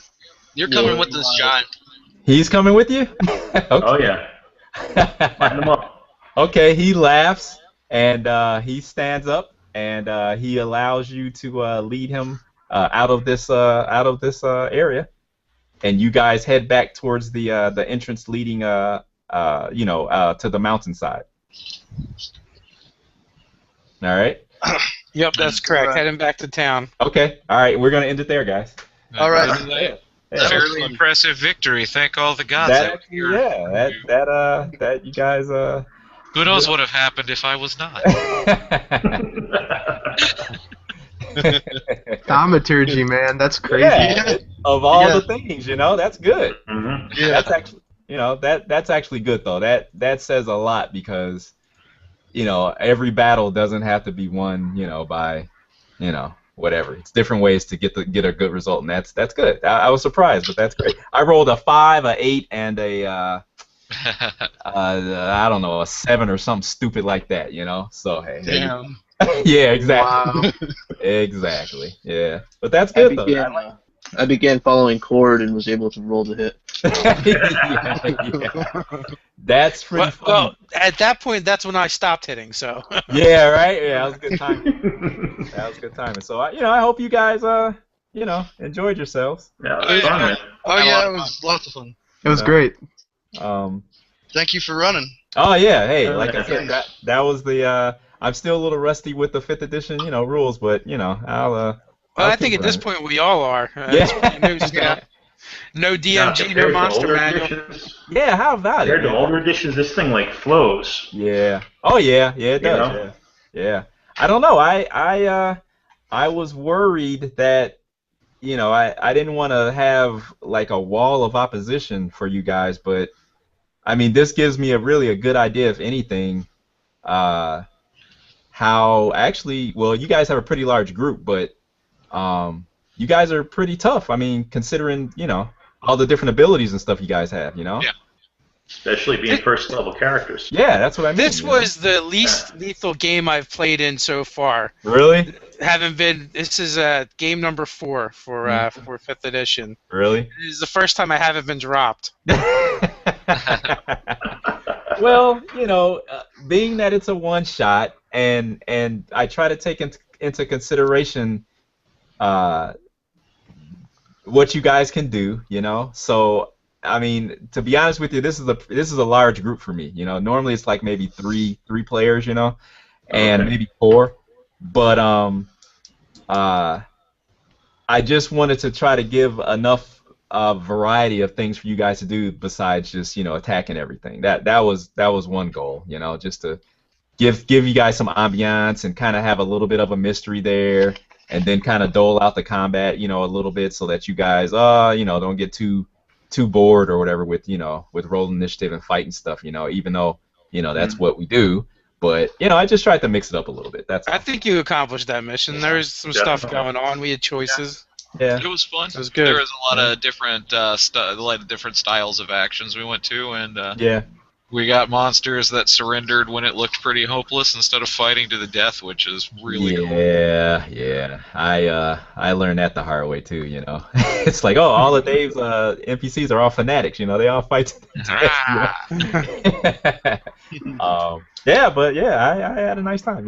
Lasted a little bit longer than I thought, but it took a little while to get you guys all herded and get you kind of in the I like how we immediately, almost immediately broke the first initial rule, never splitting the party. Yeah, well, Yeah. We almost all went in different directions. yeah.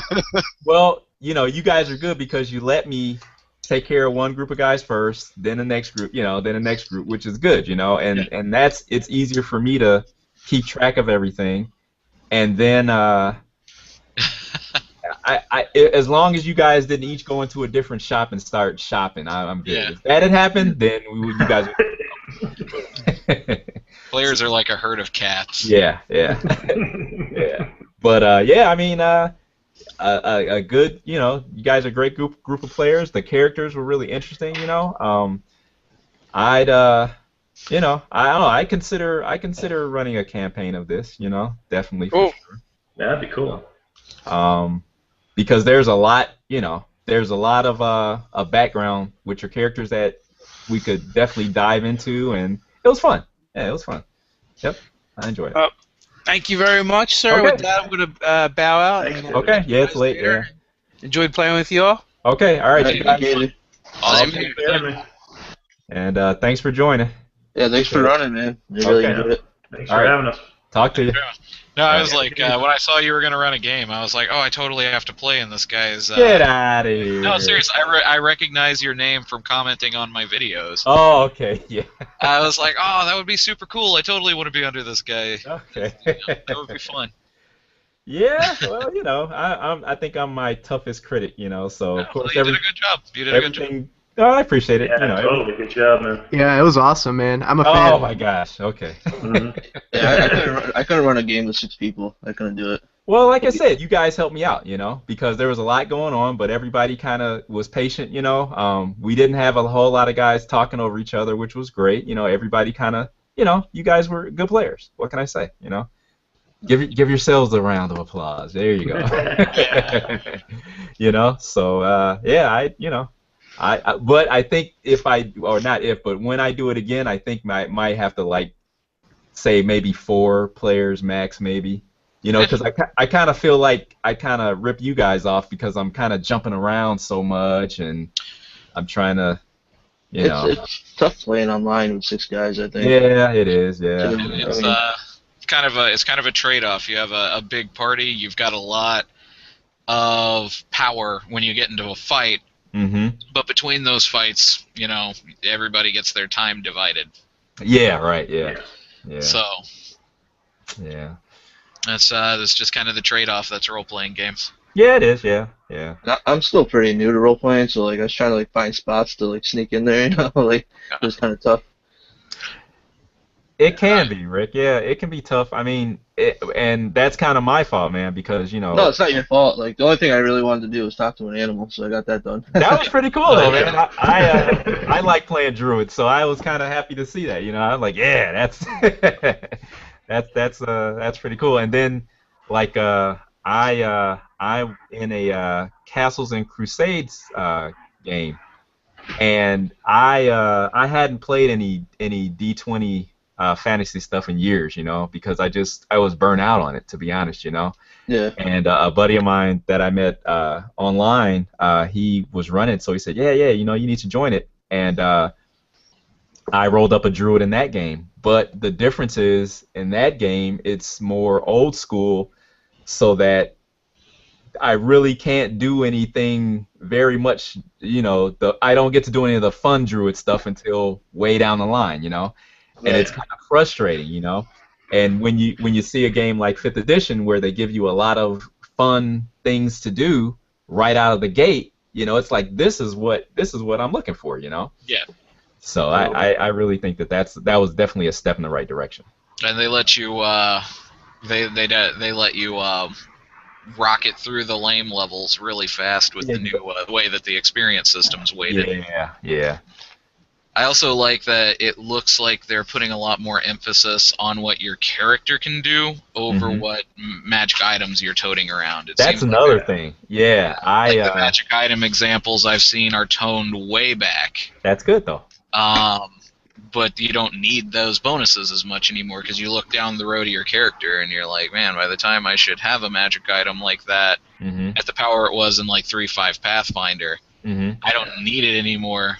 Because, I can throw fire bolts that just become my fists, and I punch things 10 feet away from me. Yeah, you're less dependent upon tools as opposed to just a character, doing what he does. Yeah. Yeah, 5th edition seems, in all, more player-centric. Like, as a player, you get to do a hell of a lot more than in previous editions.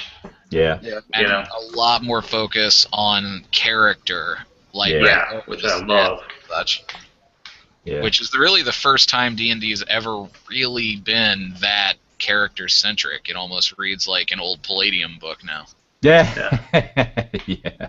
Yeah. With the background system especially, that was a nice touch. It was. Or it is, rather. Yeah, I think so. Yeah, so I don't know. I'm going to have to see if I can convince some people in the Facebook group to... let me run a Fate game for them and see if because I don't know, a lot of people. That's the diceless one, right? No, it uses dice. Yeah, it uses dice. Yeah. I'm sure you'll get people to play. I would play it. Yeah. I don't know how to play. I've never played it. Neither do I. I think I have the rules somewhere, but I haven't had a chance to read through them or nothing. Yeah. A lot of people like Fate in the brigade and. Oh, do they really? Yeah. Okay, I didn't know that. Okay.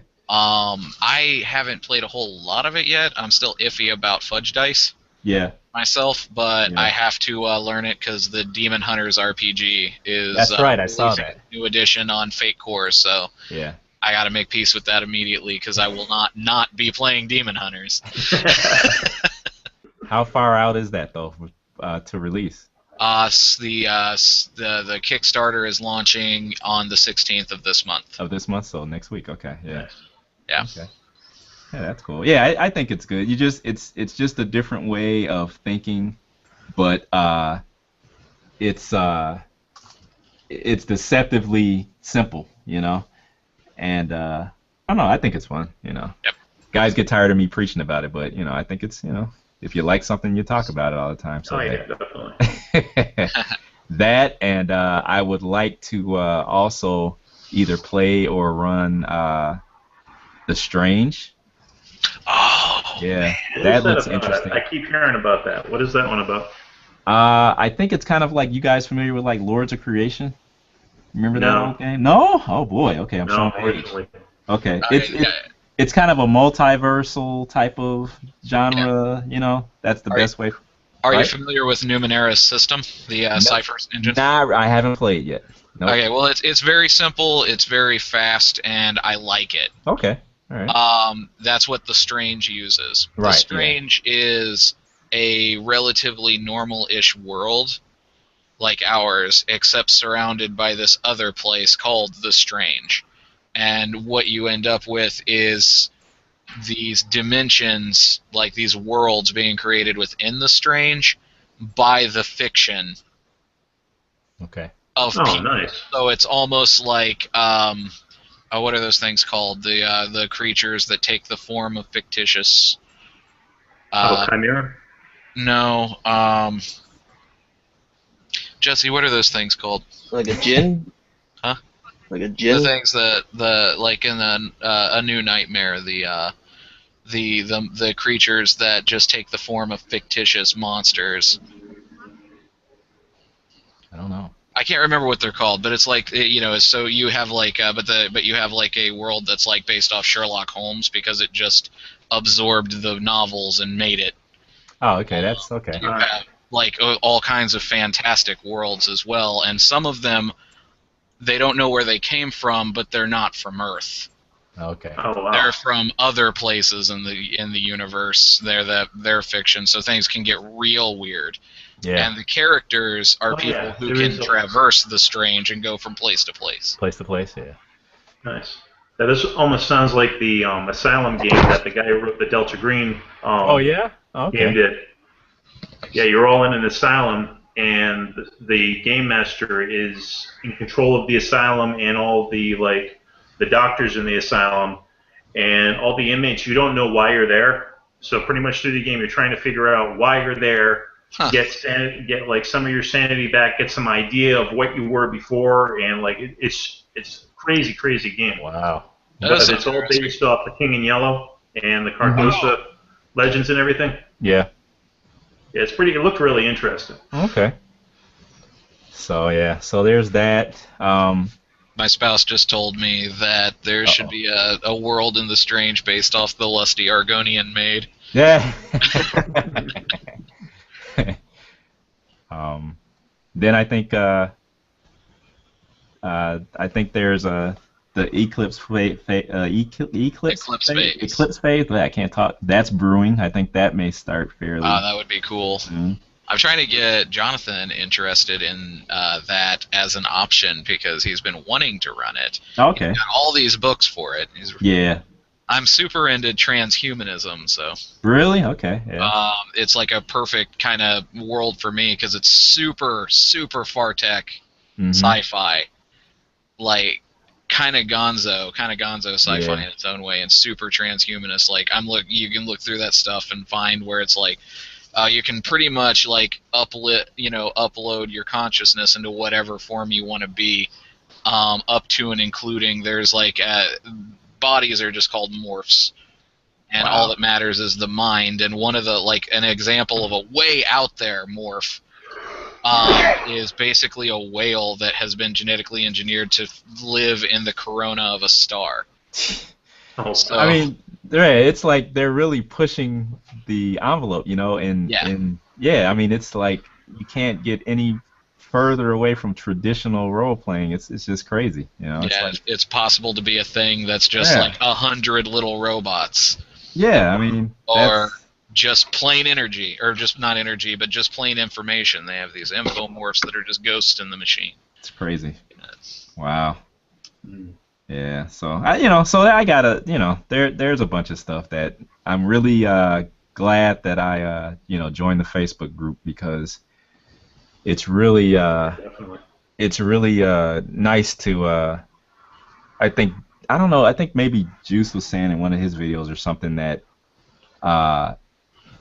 how you always hear people are saying, I want to play this or I want to run this, or and nothing ever happens, And it's kind of frustrating. It's like, wow, there's so much stuff out there, so many games to try out and everything, that this is another good a chance to actually do that, because when you're playing a one-shot, you can just try whatever, whatever looks good, and see how it is. Yeah. So I really like that. And some games are just really they seem like a really cool game, but you don't want to run a long campaign. Yeah, exactly. Like I'm trying to think of Ninjas and Super Spies, for example. Super Spies. That's not a bad example. That's very. Thank you. Yeah. Sorry. What was that? I said, or like Paranoia. I've never played that. Yeah. Oh, I played it once, man. That game is insane. It's just insane. Yeah, I've heard about it, but never played it. Yeah. I played that, probably it's going on 20 years ago now. Oh wow, yeah. But yeah, it's if you read the Illuminati novels, you get kind of an idea of what's going on, but then it's just literally on top of that, it's like the machine is trying to kill you, and the machine is everything. It's just like Okay. paranoia. Paranoia, right? Yeah. Yeah. Yeah. So yeah, so I don't know. I think another one I thought was pretty good was it's a Savage Worlds game though. I can't even think of it right now. Solomon Kane. That was kind of interesting. The Savage World of Solomon Kane. That was kind of interesting. Oh yeah, I play that. That's awesome. Yeah. Yeah. So I'll see what other games are available and open right now, and then put out, see what people maybe are interested in. I guess I should do it that way, see what bites. Because I didn't think until like a couple of days ago, I think I only had like 2 people that were in, and then all of a sudden, wham, it went from 2 to 6 players, and I was like, wow, what happened, So I was kind of surprised at that, Yeah. I was in, and then this guy had made plans. I mean, I never met him before. He wanted to make plans to go play a game down at some game shop. Oh yeah. A few towns away from me, and then something came up, and he didn't want to change it. He wasn't able to make it, so. Okay. I was like, oh, I'm not driving all the way, like 4 towns away just to go game. So. Oh wow, yeah, that's a haul. Yeah. Yeah. Okay. All right, guys. Well, I'm a bail, and thanks again. I appreciate it. Yeah, it's good playing with you guys. Good meeting y'all. Yeah, nice meeting you guys. It was fun. Guys. Yeah. Enjoy the rest of your evening, and I'll talk to you later. Have a good one, everybody. Okay. All right. See ya. Bye. But.